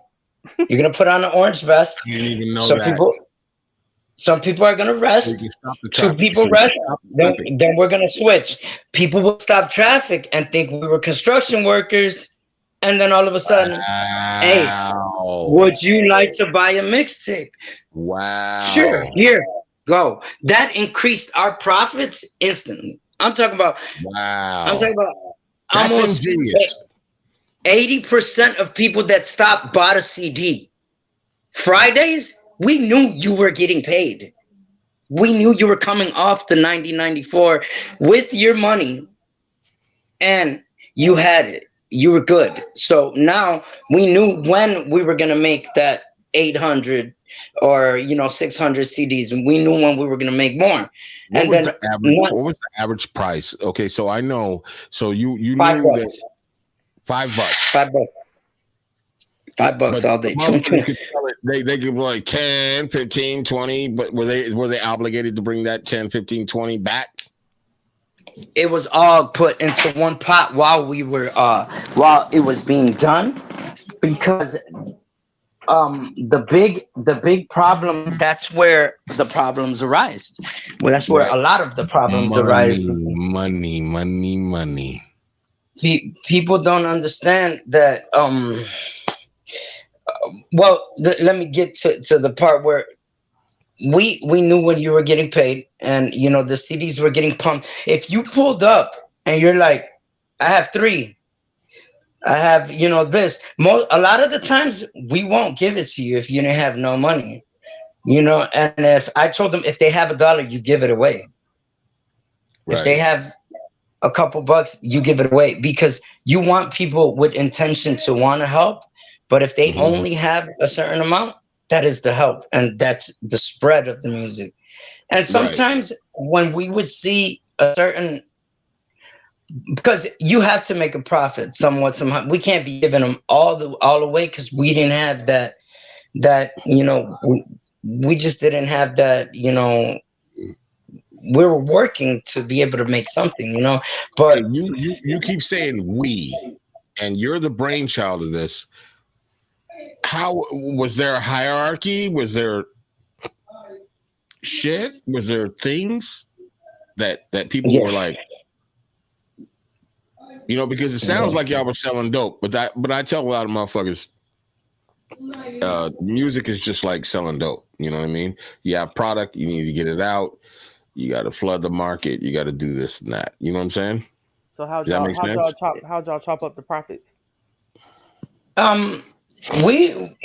It was even to me. It wasn't a big deal because the thing is as soon as every everybody put in work, to me they deserve a piece of the pot. And what would they buy with the piece of the pot?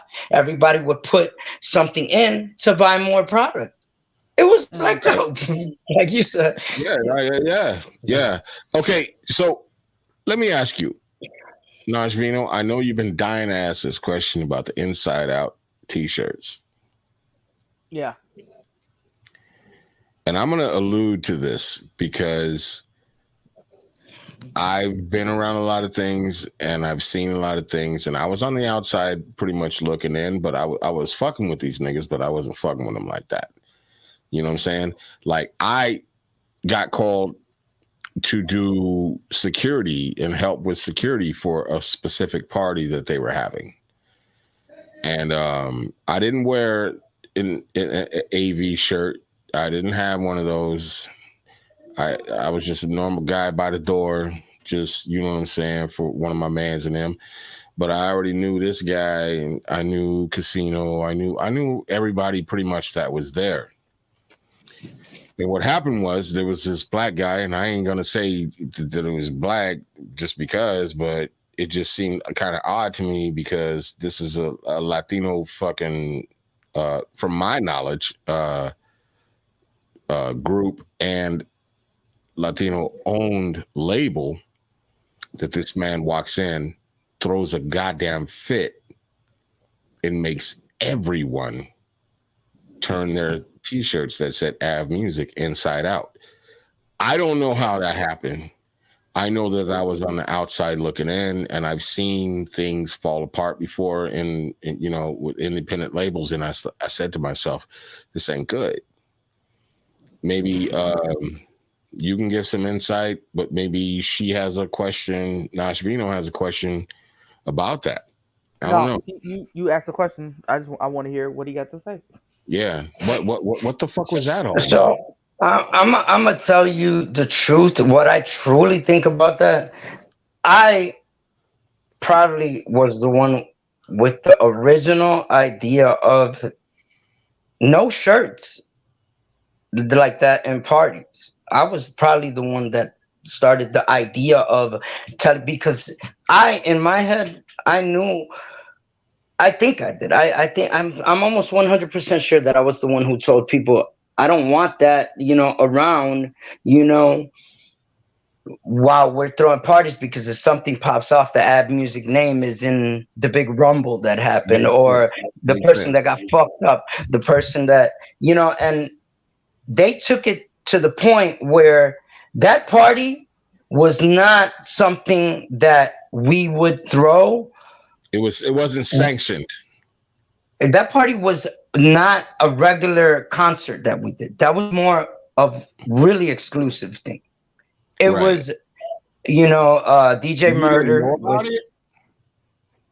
it? That what? You didn't know about it? Oh, I knew about it, but the way it happened, it was more like people we know, not too many people, and also too, you know, it wasn't a concert like we're used to. We're used to the bar, big ass concert, boom, boom. We're gonna throw a party at this nightclub. That was more of I a. seen you guys perform. If I'm not mistaken, you guys did one of the first Cuban fests. I have music. The Cuban Fest. That's a whole different story. That's I was out there too for like the first second, third, and maybe the fourth one, but I ain't been out there since. But yeah, They weren't doing it because of the COVID thing for a moment, but yeah. basically, look, I can't tell you I remember everything because I would be lying. But the way it came, they got there. How come, there's a party there? They were there to see if we were charging for the party for entry. Most likely, from what I remember. I was there. I was at the door. So security. they were trying to see if we were charging. But when they saw someone with an AVE Music shirt on openly, they were following my instruction on what I said. I didn't know because at the same because like at the time I remember there was a black dude who came in. He was just telling everybody that had an AVE T-shirt on, pull it inside out, nigga. Now, you know what I'm saying? Yeah, but that's because of what I inside out. There was a lot of motherfuckers that was part of your team that put it inside out, and I thought to myself, what the fuck is going on? Why do you think they did that? Why do you think they did that? Because we already had a meeting on it, and I spoke about it. So it was already said. Okay. Well, there's, I don't know. I got so many questions because I've been around. Like I told you, people don't know that I had a conversation with you beforehand. Everything, I already know you and everything, but I never knew like the deep intricacies of AVE Music. And that was. Go ahead. No. Go ahead, man. That was the beginning of the separation. So people started like that was the beginning of everything separating. So people were like, I don't give a fuck. I'm gonna put on the shirt. Well, ain't nobody gonna tell me, la la la. But everybody that was there that night at the party, man, I don't give a fuck what you say. And if you was there and you watch this shit and hear this shit, know that I was there and you put your shit inside out. But this is what it is. The truth of the matter is like we can't say I don't give a fuck. We have to pay attention to the rules. I'm saying to anybody that's listening or that was there and says I didn't put my shirt. Fuck them, motherfucker. I didn't do it. You're a liar because you put it inside out. That's it. Yeah, it was deep. It was deep, and the thing is, in that party, I remember I was girl crazy. Yeah. I don't know if you remember that thing that happened in the bathroom with the line. Nigga, I was there. But here's the thing, though. Like I told you, Nash Vino, you have to understand, or you don't have to understand. Is first of all, is the engineer still here? He is, I'm sure. I don't know. Ain't heard from him. He said something when we was talking about the bone shit. Mm-hmm. I'm still here. Oh wow! Coming out of nowhere. Okay. Anyways, so when all that shit was happening at this party, you have to understand there was mad girls. There was more girls than dudes. The shit was mad crazy. It was fucking bananas. And then somebody comes in out of nowhere. Some nigga, some black man tells all these Latinos to turn their fucking teeth. This is what blew me. Like I was like, what? Who the fuck is this? Yeah, like who? I ain't never seen this nigga. And I've been with a lot of AVE Music shit, and I've been a part of not a part like that. Because once I was given the CD and once I heard them joints, I was like, my man Biggie, I was like, yo, I need to meet these motherfuckers. This is some real crazy shit right here.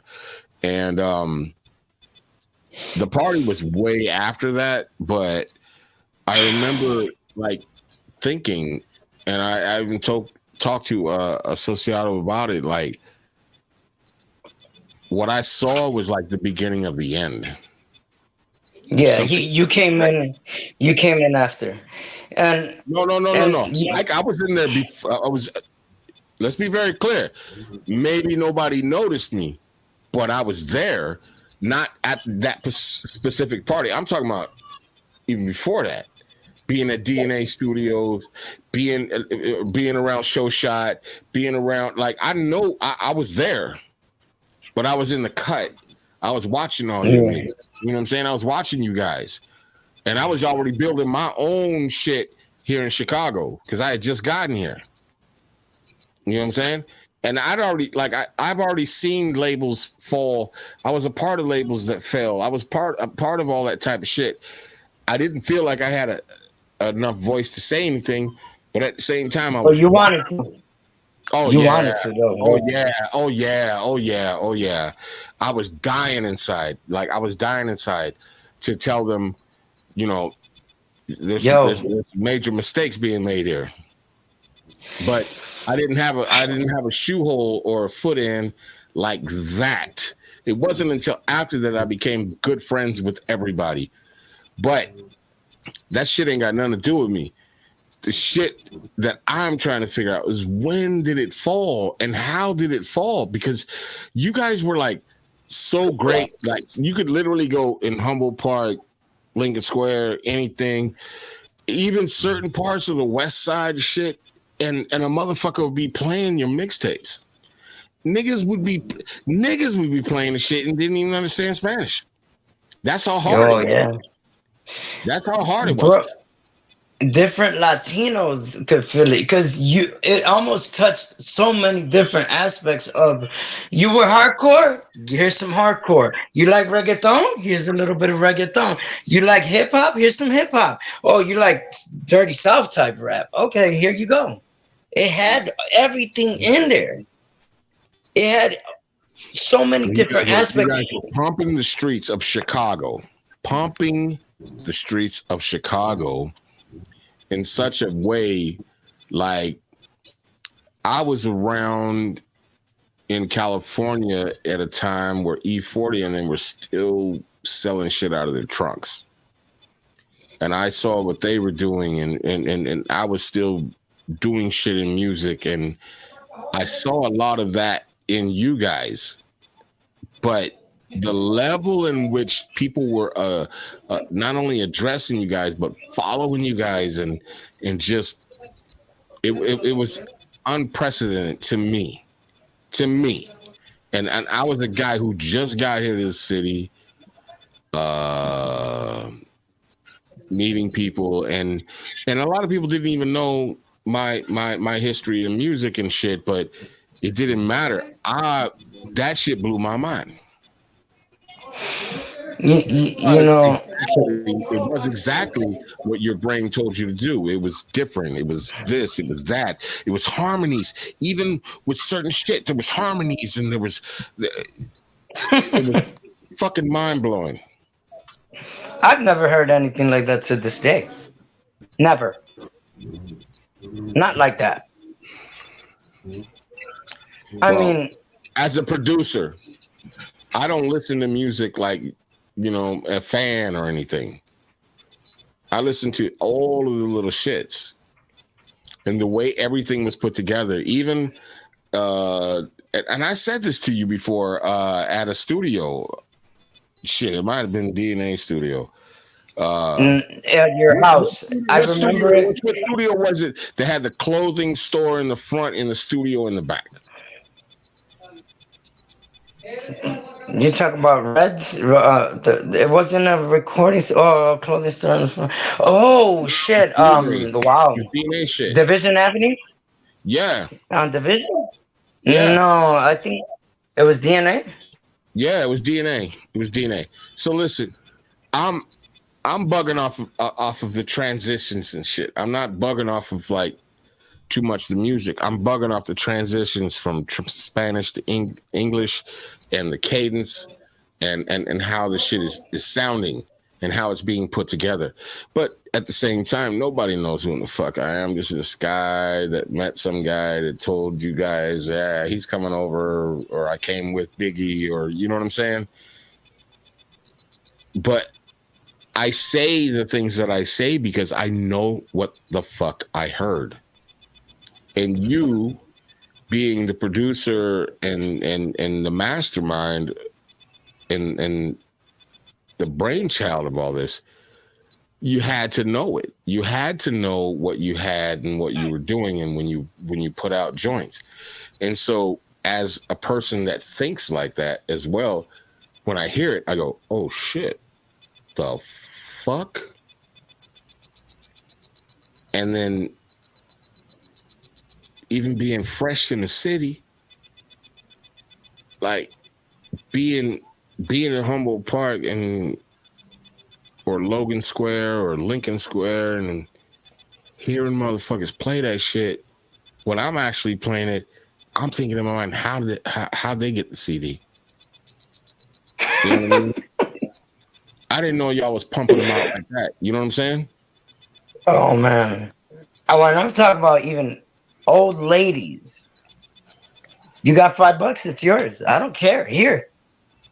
I'm talking about because when they would stop and see that construction jacket, what's going on?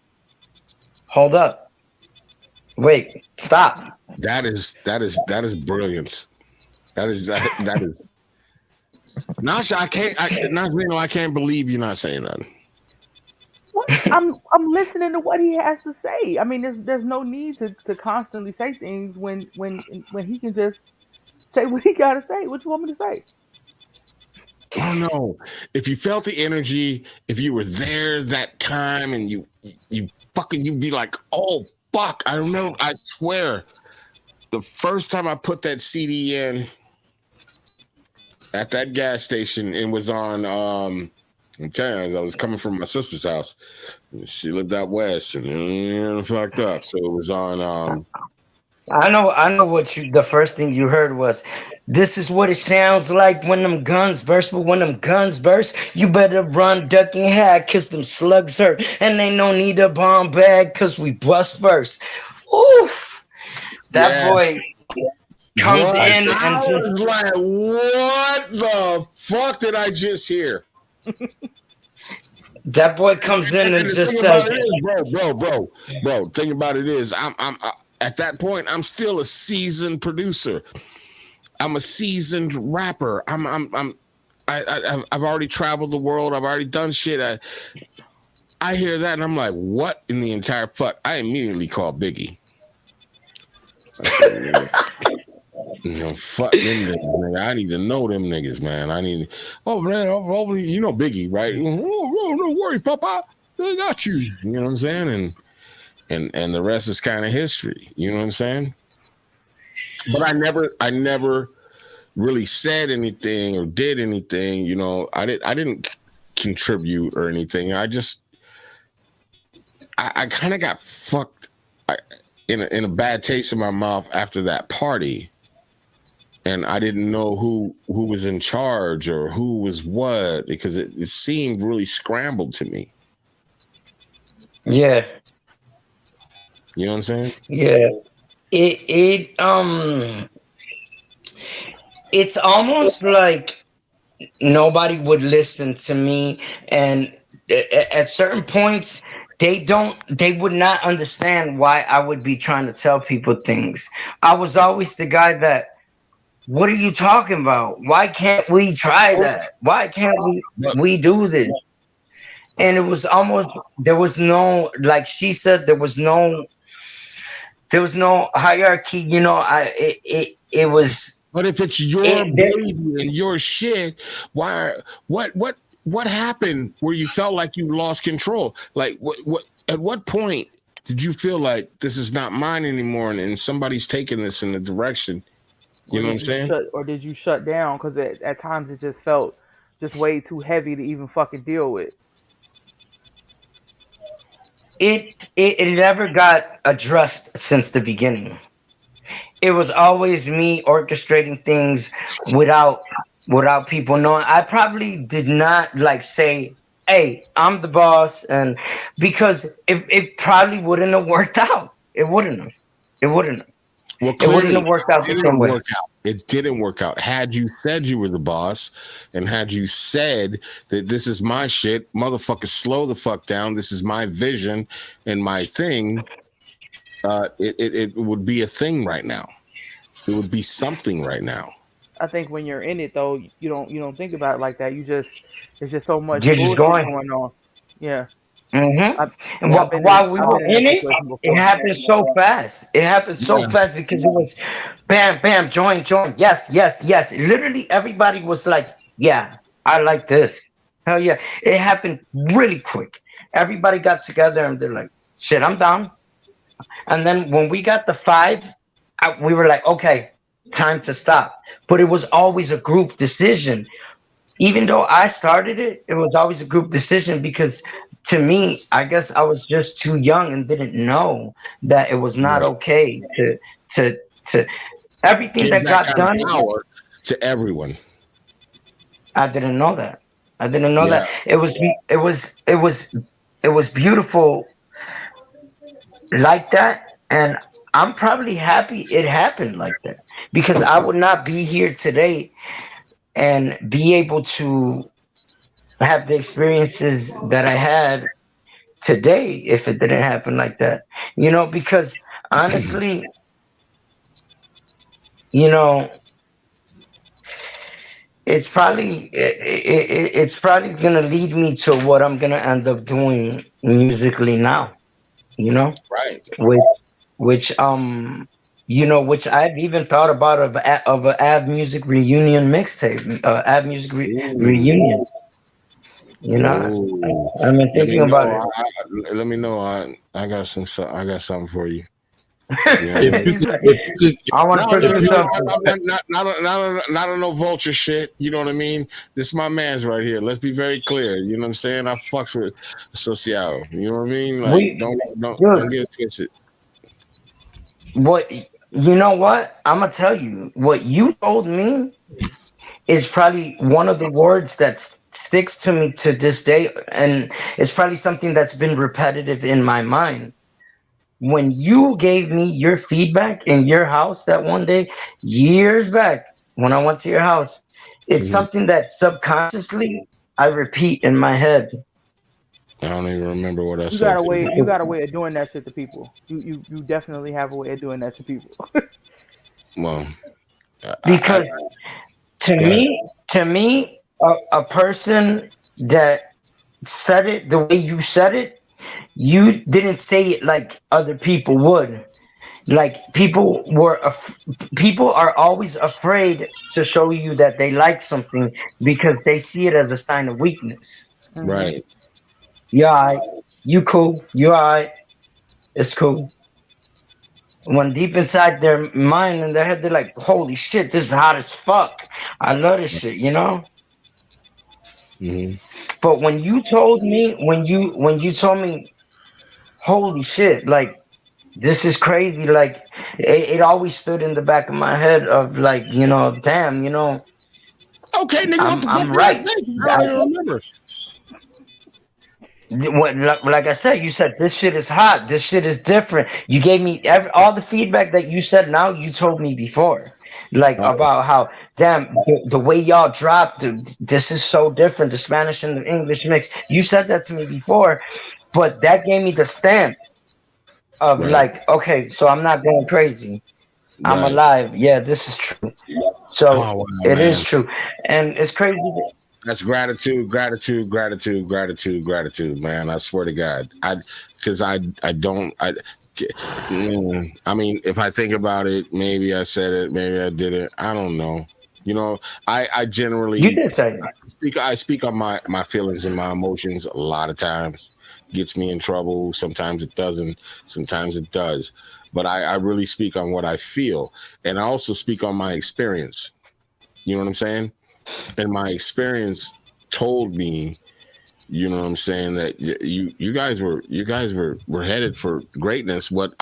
If I have to really think about that, and I'm going to tell you the truth, I should have really spoke what I really thought, which was there was problems within the hierarchy of the shit, because we spoke uh earlier about it, and I told you I was watching that shit from the outside, and I was like, they're gonna fail, and it's a shame because And this it- is and and this it's is not like beautiful a shit. hater. They're gonna fail.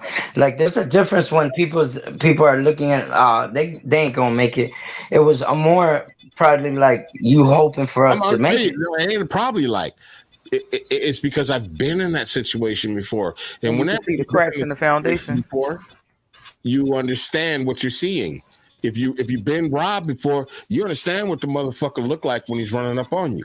Yeah. You know what I'm saying? If you've Well, been, go ahead. Mm. would you be open to do part two, another interview? Oh, we already talked about it. I'm down. Okay. Yeah, we talked about being one in person because the video shit doesn't get the true vibe and shit. And I already talked to the engineer. That means I'm gonna have to see his face to help me move some shit and get this to where Word. we can have multiple Oh artists or whatever. shit! So the And I got a question. unless you're gonna come wearing a mask Yeah, in Uh-huh. whiteface or that's blackface, I don't know that's which one it's gonna be. One moment, yo. that's the norm in Chicago. Wearing masks. Well, All right, but hey, Socio, oh, he's gone. What do you? I He mean, said he said he'd be back. what are your thoughts on this? I mean, because he's still not telling. That's okay. You know what? I No, will say. Go go ahead. ahead, man. Go ahead. What? I was Baby? gonna say. Wait! Did I just hear baby? I mean, No, shit, that's just. I that's mean, how he addressed Is that females. What like the fuck you that's saying? how I address females. Relax. Oh, okay. I'm because I'm OJ, starting to think maybe you motherfuckers know each other. I don't know what you're talking about, but All right. because I'm the so objective party and I don't know him. You know what I'm saying? The way that you do, I can formulate some other questions. You know. Right. Well, he's here right so now, so ask him the questions. No, but I'm I'm gonna saying shut the we fuck If up. you we're can, approaching our time though. if you can change one thing about Af music that would make them successful, what would it be? I'm sorry, Yeah, you're breaking up. One yeah, moment. you have to say that again. I said, if you change one thing about Av music that would make them successful, what would it be? Nigga, he talking to you, so Seattle. He thinking. I know it's hard. I'm thinking because I have two things in my head right now. You know, Or and two, if probably you got two the things. first I would say organization, and also two accepting others in. You know, just being open to accepting. You know, which I wasn't completely, but others were, and since there wasn't no organization, there was people accepted in that probably would have normally not been And yeah, in they there. probably Okay. weren't up to Yeah. the standard or Yeah. whatnot. You know what I'm saying? I get that because I've seen that shit happen too. And this is why I told you before. I was involved with a lot of failed record labels. You know what I'm saying? Independent labels, and some of them were hot shit. I'm talking about. I mean, the level of anxiety for mixtapes and everything had gotten to a fury where niggas that was already signed was fucking with us and doing shit. You know what I mean? Like things got so out of control that there was no chain of command. There was no everybody, because you know what I'm saying. Like too many chiefs and not enough Indians. You know what I'm saying? So now I'm gonna go. Understand their position. Now I'm gonna go into a lot of details of a lot of things that happened with that music, where now I could probably express them to you easier, y'all knowing how it happened and what Come on, man. happened. So so there was a point where we weren't just this group that didn't know nobody. We knew people that were famous too. We knew a whole bunch of people that were famous, and we were still low key broke. No. I understand it. But This is the part I've been waiting on, and I've been interrupting you because I'm like, get to that shit. Get to where it's So at certain points, we had crazy shit happen that was just shit that people would be like, how the fuck is this happening? So we got Shondell out there selling mixtapes with us. You Oh know, we wow. got fucking, we got, you know, I'm in the studio in Indiana with Too Short, and we're opening up for Bone Thugs and Harmony and Very Yin niggas Yang that you Twin, adored. and we're running around doing all this shit, you know, and it's like Fluid is already connected with other people that are super high, you know, because he's the guy who gets the connections like that. When it comes down to like when he sees something that's good, he goes for it and he just gets close to it. When and Casino has everything handled with like, Puerto oh, we need Rico, some Dominican Republic. not more like that because we didn't push there too much. Casino more like we need something done with a graphic design thing. We need something done That's where Flow Shot came in. with something different, and we need something done with promotions. You know, with Show Shot is Casino's close guy. You know, Yeah, yeah, and yeah. and then other producers start coming in through Casino and people that because Casino was the type of person that he would keep something so low key that you didn't know about it until it happened. Right. And Wait, that's and hold see up. that's you're kind of digressing because that's how I came in because I came in on the low key through Biggie Because and you Casino. came in exactly, but Casino was known for that. You didn't know it until it happened when Right. it came down to the point of people that he knew. I'm not talking about strategies, which Yeah. I was like that more with the strategic I've part got of it. I'm gonna get myself out of here for a second because I've got to take a piss. But you guys Uh, continue. Rino, you gotta dig. You gotta dig. Make this month. Hey, talk your shit, bro. Don't be scared. This is your time. Go no, pee. no, Lord. no, I got it. I got it. But yeah, So the crazy thing about go on. no, go ahead, go ahead, go ahead. So the crazy thing about it was while all this is going on, everything that I'm saying that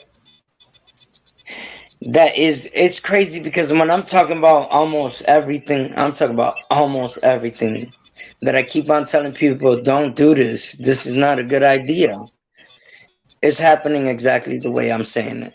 Because, you know, when you're a brain, you think about the percentages and the possibilities. Life is all about percentages. What is the Hmm. possibility that I get hit by a car if I'm looking up when I'm crossing the street? I just hired my percentages, you know, and you know, life works like that. Life, Yeah. if it sometimes, you know, I would fuck up too, but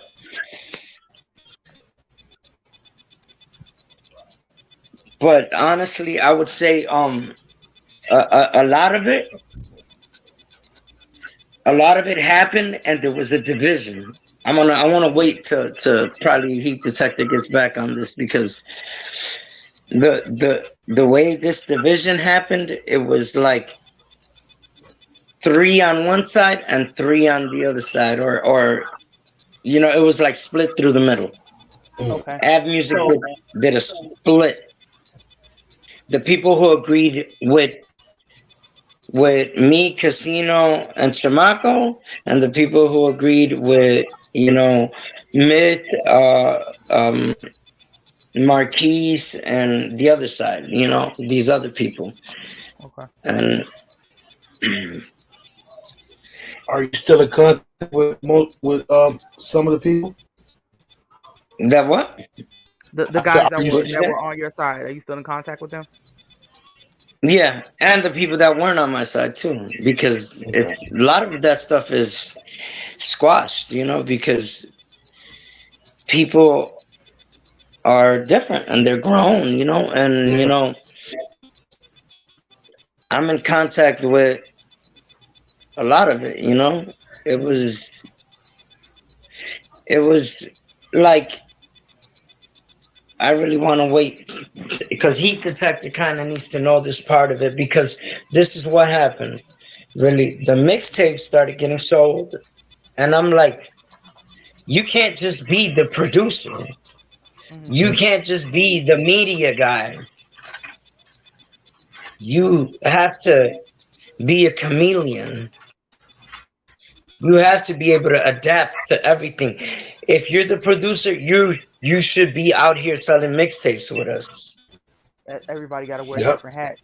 At one point, did you feel like because people was just basically playing that one position that it got overwhelming for you, that the creative side was kind of suffering because you had to do other shit?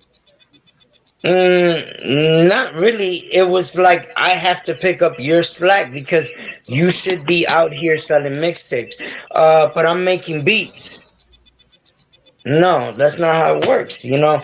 You make beats. I'm still doing other things while I'm selling mixtapes and doing other things too on top of them other things because those other things that I do, you guys don't even know that I do 'em. Those are just Right. the normal things that I do to keep the structure here. you know and these Gotcha. are things that I did, probably even subconsciously. Hmm. Mm. In So hindsight, do you feel like if you had, I know I kind of asked this question earlier, but like if you had said, okay, you know what, let's have a meeting, you know what I'm saying, and let's just kind of we're gonna put ourselves in, everybody's gonna play their position, and this is what that position is. I'm gonna do this, I'm gonna handle this, you know what I'm saying, you're gonna be a producer, but at the same mm, time you got to make sure that, you know what I'm saying, you keeping this train rolling as well. Like everybody, you do your job, but you still selling shit at the same time. Like that's my expectation, you know what I'm saying, that's what I expect from you. And then if they didn't, you know what I'm saying, do what they had agreed to do, then it'd be some sort of like consequence. You know what I mean? So it wouldn't have necessarily been like you are pissed off because you're the boss and they did something wrong, but you already knew if you don't act accordingly, this is what the fuck is gonna happen. You know what I mean? You so think that would so help? exactly. So I don't think that that would have helped. I think that that would have been the thing to do because all we had so many meetings, but there was never a meeting about structure. There was no meeting about, okay, this is what I'm gonna do, and let me take over, guys, with this. I'm gonna take over with this, and he's gonna do this, but you gotta do this, and that's where everything failed. Where people wanted to be doing one thing and not the other, and Ab Music did a split straight through the middle. The people that agreed with one side, and the other people that agreed with the other side. Well, Mm, I can tell you just because, and brother, no slight on you guys and anything that you guys were doing, but as I was, like I said, on the outside looking in, I knew that there wasn't no structure. You know what I'm saying? Because I knew you guys had meetings. I was never privy to any of those meetings, but the outcome, even if you're having meetings, there still has to be structure. There still has to be a level of who's in charge and who's not in charge. And if it's being split, that means there's no chain of command. There's no like this guy, and then this guy runs the whole shit. You know what I'm saying? And everybody has to fall in place. Even like let's say Nelly and the Lunatics. When they realized Nelly was the meal ticket, everybody fell in place. mm, You know what I'm saying? yeah. So everybody knows everybody's gonna get their shot to shine. But whoever's shining at this moment We is our cut off for a moment there. yeah. Huh? I cut out. Hello? Hold on. Yeah. Okay, can you hear me? I Yeah. hear you just fine. He's breaking up a little bit. Well, I'm trying to ask him, like, Hold can on. you hear me? Hold on. This is very interesting. It's interesting to me because Better. I seen it happen from the outside looking in, and I've already been a part of that kind of shit. So it was very interesting for me, and it really hurt me because I really love AVE music. I really truly to this day still love it. And it was just weird for me, So being in a position where I couldn't say nothing when I could have helped him, but I wasn't in a position to say anything. You know what I mean? At that so time, so the I hadn't first even made a name for myself. To nobody even fucking knew me. Mm, hmm It's and everything was going cool. And then two more kids came in, but they were next generation now. They were the guys that were going to be coming in for the AVE music compilation. We were basically like, okay, hold on, guys, you guys got to wait your turn. So Right. everything else, in everything else, there was a lot of structure, because if not, it wouldn't have happened the way it did. Fact. Everybody played a part. They did it, but there was no structure in the hierarchy. Then how the fuck did it fall apart? There was no structure in. There's a boss, and there's everything else. Though was really organized, but the main thing that should have been organized wasn't. The hierarchy. The people that did. Everybody had The their hierarchy. role, but there was no exact one boss, because I felt probably I didn't feel right, just I guess I was too Naive. that's not the word I'm looking for. I didn't feel like I wanted to. I think I didn't want to say, oh, I'm telling people what to do. I don't. Hey, But man. when it comes to First job is being when the it comes, boss is telling everybody what the fuck to do. yeah. But the thing is that I just didn't put a stamp on it. That's what it was. It was like I was still telling people what to do, but without, hey, hold on, this is how it's gonna go down. It didn't happen since the beginning, so it never got addressed. It was Yeah. almost even like it's almost like the two little kids that I wouldn't say little kids, the two younger guys that came in after, they would listen to everything all us five would decide, and they would go with it because we were the bosses almost. But Right. technically, sometimes it would be like a decision thing. Most people agree, so it's cool. And almost like I was telling them, when you were gone, when I would say something, it's almost like it would happen the way I would tell them it would happen. And it's crazy. I'm not exaggerating on this part of it. It was like, let's not do this because this is going to happen. And after that, But this how is did going to it happen. fall apart though? It fell apart because there was a split on what money went where. When you guys are selling mixtapes, you guys are hanging out, but you guys want a part of the money of the mixtapes we're selling because you guys are all a part of it. No, that's not how it works. You guys need to come out here and put in some work too. I said this. I said this earlier today to Nashvino because I've seen it before at independent labels that I've been involved with in my life. It's all good until the money comes. Yeah. When the money comes real motherfucking separation. Yeah. I think that's in every facet of life. And, Well, that's why your team has to be solid from day one. For sure. but we I didn't know wonder, that. but I wonder. I was just about to say. I wonder if it was difficult for him to identify that or foresee that happening when shit blew for them because he just Sociato, you got to mute yourself when you're moving around like that because you're blocking out sound from her.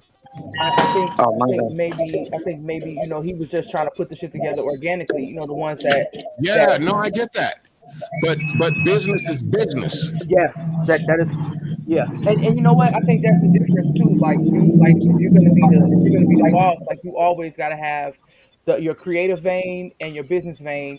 One has to piggyback off the other because at the end of the day, it's all fucking business. You're doing the shit, what I'm saying, for the culture for sure, but you're also doing it for the money. Right. It costs money to make But the shit happen. we did You know not. what I'm saying? We did not know none of that. And we didn't even have, I would say probably the person that would be that knew parts of that would probably be maybe more of it would probably be Casino and Fluid maybe. But Ooh, don't say when casino because I've had conversations with him even back then and everything. The nigga had a clue, but he didn't have a clue. exactly, but we all But did at the not have same a time, clue. I can imagine him talking because Casino's very charismatic, and I can imagine him talking to you guys and saying this and this and that. But when I spoke to him, when I did stuff with him, it's like we spoke earlier before. You know what I mean? When you start talking over somebody's head, not on purpose, you realize that they don't know what they're fucking talking about. They You know what I'm stick saying? out like a sore thumb. Huh? They stick out like a sore thumb. Come on, man. You know when you start talking some technical shit, some shit like about your job, and somebody said, "Yeah, they do the same job," and all of a sudden, they're more, yeah. And then when they do say something that makes no sense, Eyes glaze over and all type of shit. yeah. And I'm Kind not of like taking I'm a anything over movie. Casino. I love the guy. We've had our moments and shit, whatever. But at even at this point, man, I know more about music and shit than Casino does, and that's no slight on him.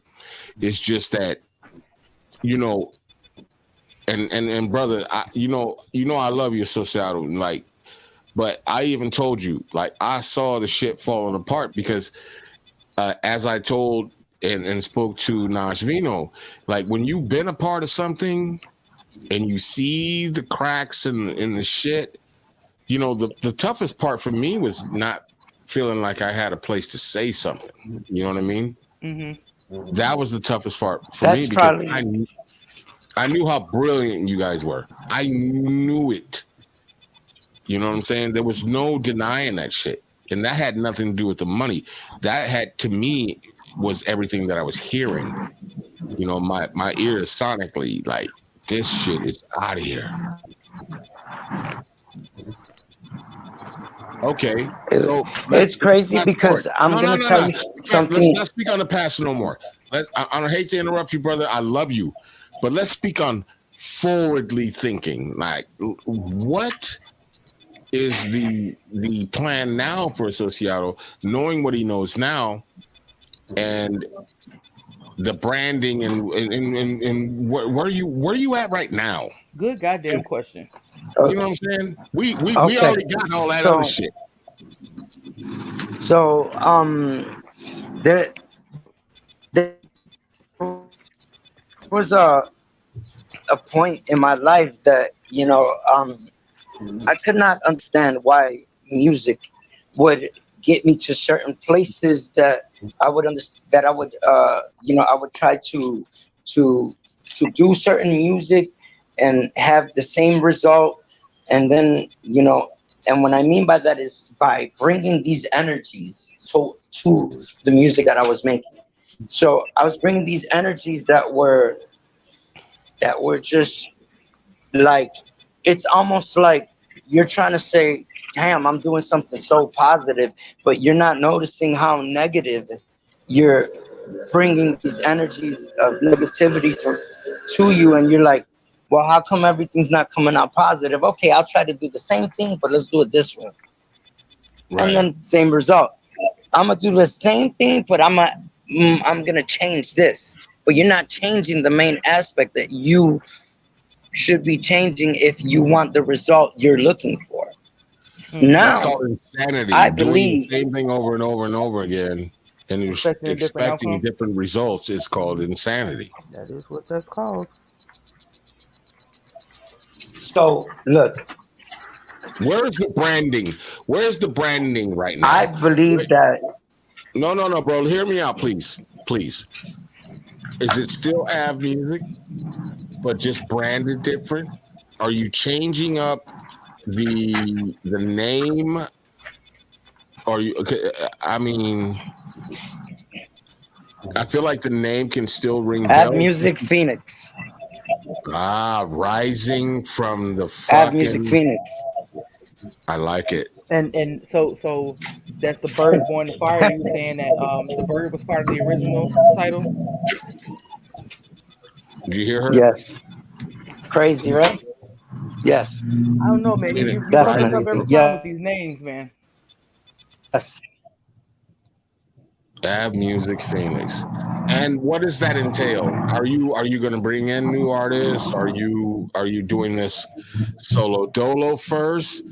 Get your hands in this new age of music and get an understanding of it, or are you I just what are you really doing?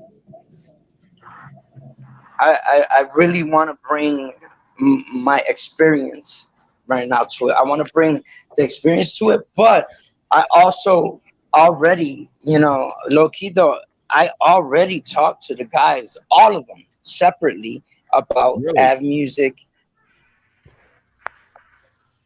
the AV Music reunion CD. They all agreed I was not right as a person. I was going through some things that I was going through some depressions, some anxiety, which I do not have now. And now I Right. think it would be something different. But not only that, me as a person, as me rapping and doing what I'm doing, I've I've been enlightened. I've been I've been awakened. I'm a total different person. I believe that I can Church. make positive music and still make it relative. People try to make positive music and it's always about Christianity. It's always about something that people find boring. I could make positive music that I'm sure my goal to make this music is to make it interesting, still relative, and still let you jam it out like if you were listening to motherfucker, yes, I'm gonna shoot you. I got a 40 ounce of this and I got the dope and I got all the bitches.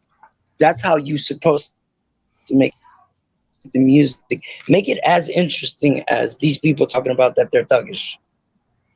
Right. People do I not think want to hear we need that. positivity if they don't think it sounds dope. If look, people when they hear positive, oh shit, I don't want to hear that. He's preaching. You got to But what disguise it. about You that got to person that could disguise bring it. the bridge to? Oh, you got. Oh, I love that, man. And I am very good at that. Disguise I it. will do You something gotta to you disguise it. where you think you're hearing kill him, and it's really nah. Move up, my brother. Become better. Help the Man, next person. And and like I was I don't even know who I was telling was I on the phone with you when I was saying that? I was like oh, no, really, I man. wasn't even on the phone with you. It was someone else. I was telling my people, one of my guys. Oh yeah, it was someone else. But I told him I was like, you know, I want to hear like things like, yo, I'm tired of listening to all these people preaching about the Jordans. Where the fuck all the Scottie Pippens at? You know? Yeah. Yeah. Oh man, he froze. Hopefully he kicks back in. Man, You listen. know, Is the he's engineer telling still here? he's telling me the truth. Things like me telling you, look, I'm still. big, You broke out, bro. So me. we missed a lot of what you were saying because you broke out. So, I want to tell people that it's all right to fail. It's all right to be Yes. struggling. It's all right. It's, yo, most of the stuff that you're hearing about these people that are on top, no, I want to hear about the guy that's down there. Mm-hmm. Yeah. Or, And let's be clear. Let's be clear to everybody that's listening. Everybody that's listening. The failure is you not doing it. The Mm-hmm. failure is you not trying. That's your failure. You know what I'm saying? Just so you know, I'm going to speak for yeah, this man. I'm going to speak for myself. You know, when you we're fail cutting in out. life, in life is because you didn't fucking try. It's because you didn't fucking try. And when you try and do it and you make failure, you fail at what If you you didn't, did. You didn't make a fail. You actually learned something. You learned oh, something. yes. don't be afraid to take that step, because in order to have failure, you got to have failure in order to have success. Period. And your failure, You know, I'm just saying. Let me just say this: it's just disclaimers and shit that I be doing. When you if you don't have failures, you will never have success. The true failure is not seeking what you want to do, and that's something you have to live with for the rest of your life, and that's something that will haunt you because you never did it. That's the real failure. Anytime you set forth and do something and you fail, you learn and you do it again. You get better at it. You get better at it. You get better at it. No one that is a success in life never saw a failure. They saw a failure, but they never saw true failure, and true failure is because they didn't fucking try to do it. you know what's crazy? Like Carlson Gracie used to say, my teacher, my Brazilian jiu-jitsu coach, he said, it's either you learn or you win. You never lose, he said. Right. You learn or you win. That's exactly the same shit. But I want to. That's good thinking right there. Yeah. Mm-hmm. Wow. Finally, we get something out of the engineer.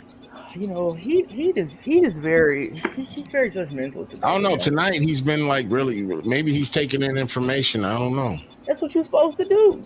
You're supposed to engineer shit. Is that part of taking in information? Because I hope. It definitely is. I hope that people that go back and listen to this take in the information that's being said. Yeah. Because this is. I hope he's just very, very interested so much that he can't even speak. You know, he's like baffled. He's like, "Oh shit, this is crazy." Let's get into some real shit. If you had to tell the young associate right now, the older associate sees him and says, "Hey, this is what you do," what do you tell him?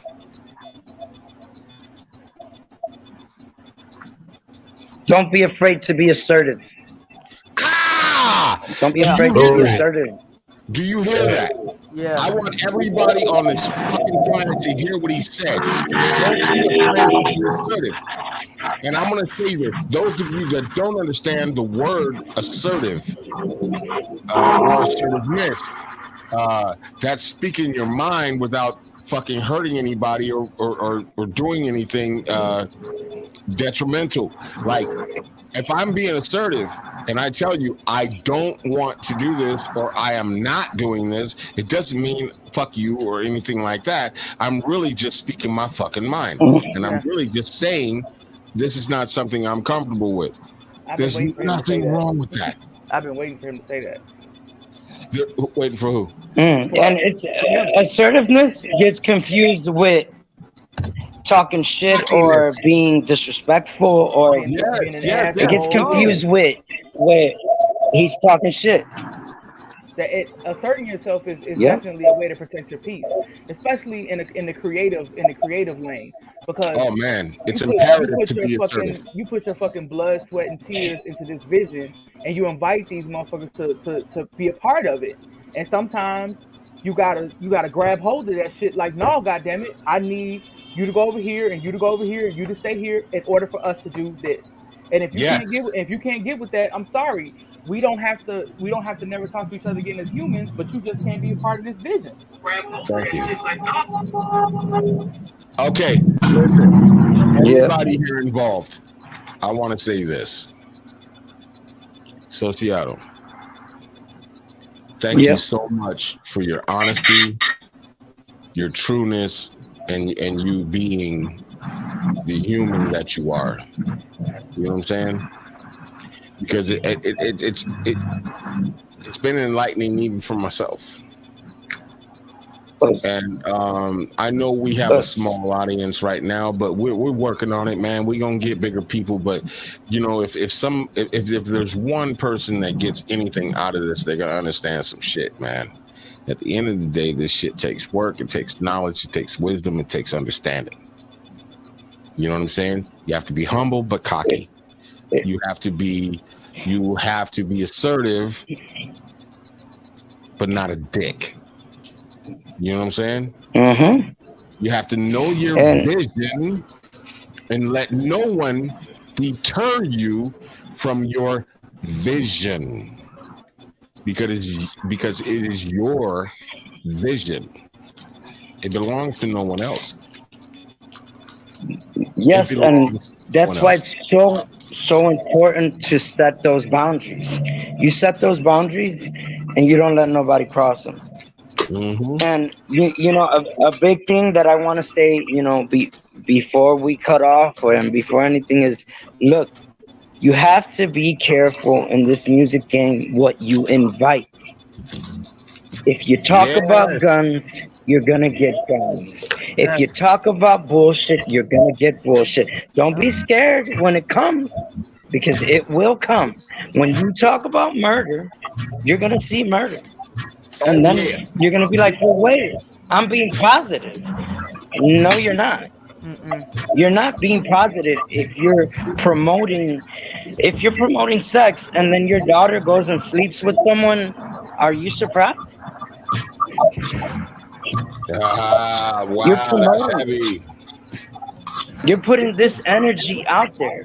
Now, is there anybody out there that could be dope, sick with it, different, and still bring a positive message and still not sound whack? Where is he at? I don't know. I think that might be me. We're looking at him right now. I think we're looking at him right now. Hey, listen. And I don't even know what that's even gonna sound like completely, but I bet you I'm gonna work on that in the studio. My man. There's always beauty in the struggle. That's for sure. You got some new projects coming up? You know, and not only that, it's like, because that was going to be my next question. You got projects. I know you trying to rebrand. You trying to do things.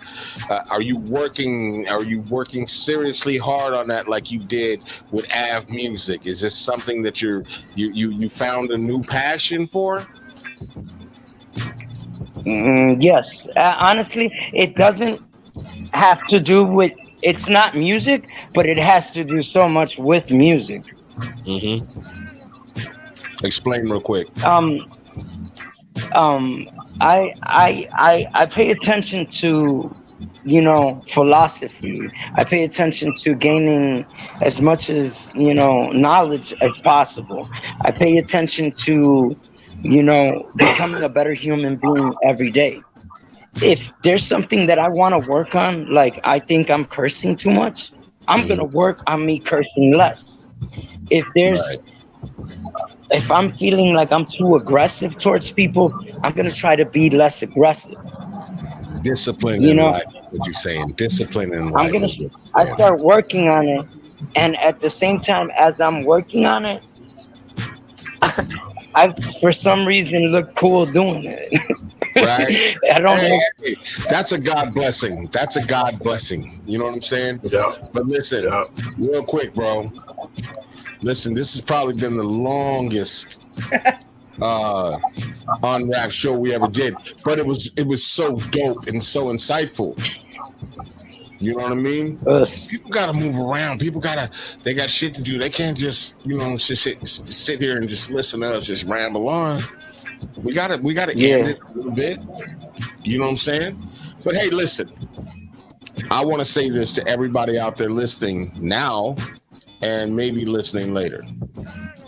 Man, really listen to this shit, because there's gems in it. I promise you that. And there's things to be understood, like, you know, assertiveness. Hey, Najrino, we got to start doing a word for the day. I mean, we can start. We can start We right gotta now. start doing the work of the day I because I mean, need niggas to understand terminologies and shit. I need niggas to understand what the fuck we talking about when we start digging deep and we start using words and half these kids don't have no goddamn understanding. so I think today's word, or let's short phrase would be necessary assertiveness, Necessary assertiveness. and I think Can you that can please? translate. Can you That can please? Can wait? Can you please turn up your mic just a little bit so they can understand what that means? So when I say necessary assertiveness, I mean in whatever it is that you do. So in his case, we're talking about a music group or conglomerate, whatever you want to call it. But this can translate to a fucked up friendship, a fucked up marriage, another like you trying to put something together amongst your friends, come up with a little company and shit. Sometimes you have too many Indians, or too many cooks in the kitchen, all that shit. Yeah, And no, and I feel like if you are the person that put the shit together, maybe you might even just be the voice of reason. And everybody came and put the same amount of money, but you're the one with the foresight. You're the one who can stop and take shit apart and give direction, and you know what I'm saying. You're the listening ear. You know what I'm saying. Like you just basically have the presence of mind to control shit. Sometimes you gotta just stand up and be like, look, for the greater good, just let me handle this shit. You know what I'm I saying? Because love what you're saying. by you saying that, and some I think less mentally mature people perceive those who assert themselves and take leadership roles as a threat. But it's not like that. Because I'm Right, taking the And burden. You know what I'm saying? I'm the one that's all the shit fall on me because I said that I'm the one that's gonna handle it. But right. you back here in the cut with an attitude like, oh, she thinks she's the boss. But are you able to do this shit? Can you plot out the situation? Church, You know what I'm saying? and Can you lay the lines and tell me where I'm supposed to stand? You know, like that church, takes a baby lot. girl, That takes a church. fucking lot. You got to take control of your own destiny. You know what I'm be, saying? being assertive, being assertive, period. I think that not being assertive is one of the reasons why most of our kids are involved in gangs and drugs. They Fuck don't know how yes. to say no. Fuck yes. They don't I, know how to be like, man, I don't want to take, I don't want no cocaine. Why are you offering me this? Or I don't want to smoke right now. Nah, it's cool. Don't trip. It's all right. You good? All right, cool then. Because they couldn't be assertive. They weren't. right. They couldn't let that. They couldn't set that boundary That's to fucked let up. them know. No, I said no, and no means no. And the No worst, means no. the My worst man shit in the said no world, means no. the worst shit in the world is to sit there while your inner voice is fucking screaming at you. This ain't right. You could do this better. You just sitting there like a fucking idiot, not wanting to say anything because you don't want anybody to feel some type of way about you. Fuck that. That's called being assertive. And listen, now I gotta be assertive right now because motherfuckers jumped on a whole nother fucking subject. Assert And I yourself. gotta be assertive and say, yo, the show is ending right now. And I wanna say this. Us. I'm gonna say this right now. Unwrap appreciates you right now, Sociato. For you in your truth, you in your vision, and you in everything that I know, me personally know, and Notch Vino understanding at this moment, and maybe even the engineer. I don't know if this motherfucker even been listening. I'll be listening. Oh, okay. But also to the people that you may reach, that are contemplating getting into the music game or already in the game and maybe switch up because they see now, because of what you said, they see now people doing things that they shouldn't be doing. You know what I mean? Does that make sense? Us. Man, I love and appreciate your time. I love and appreciate the things that you've been through. You know what I mean? I've seen it. I know it. And this ain't about me, but this is really about you and really about AVE music. And let's not even really focus on AVE music. Let's focus on AVE music, the Phoenix. Because that's the shit that rises out of the fire.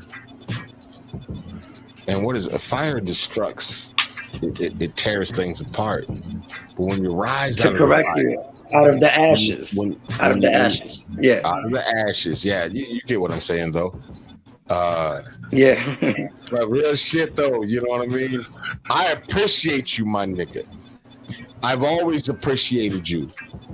My new family right here and Unwrap, we really appreciate you.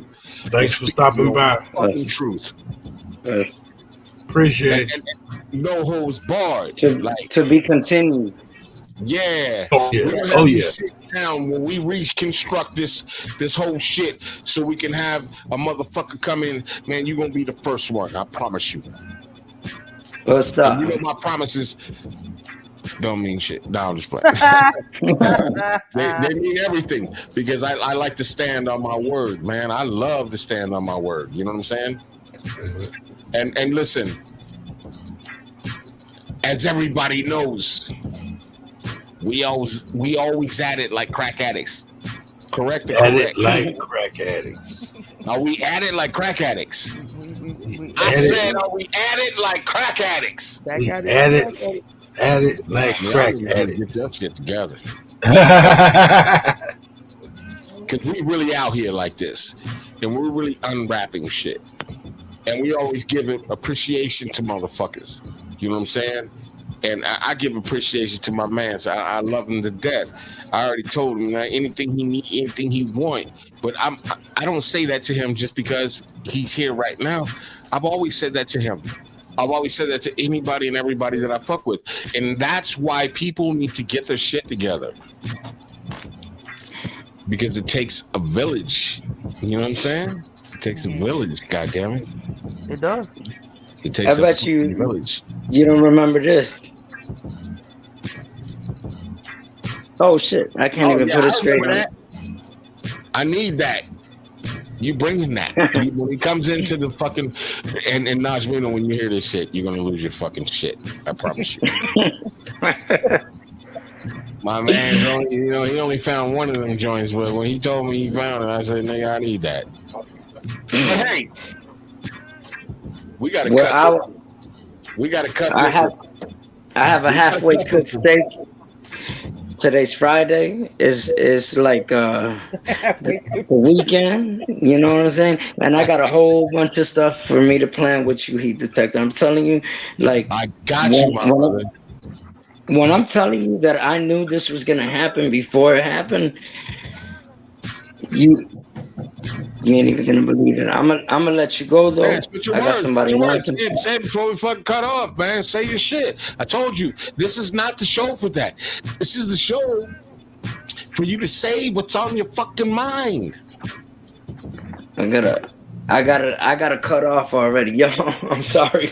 All right, bet. Word. Listen, you heard it tonight. Man, AVE Music was deep. You heard it tonight that AVE Music was falling apart. But you also heard that AVE Music had a little bit of structure. You heard that things was fucked up. You also heard powerful shit. You heard how motherfuckers can get together and make something really happen. You heard that motherfuckers can come together and make big bread. But you also heard that you're only as strong as your weakest link. The chain is only as strong as the weakest link. We don't know what that is. But hey, listen. This has been Unwrapped. And shout out to everybody. Shout out to shit. I'm about to cut this motherfucking shit up, but I can't believe this nigga just cut out like that. Because I need to get him back on. Because we do the backstory. No, I mean, All right. That's cool. We out. Night. Night, motherfuckers.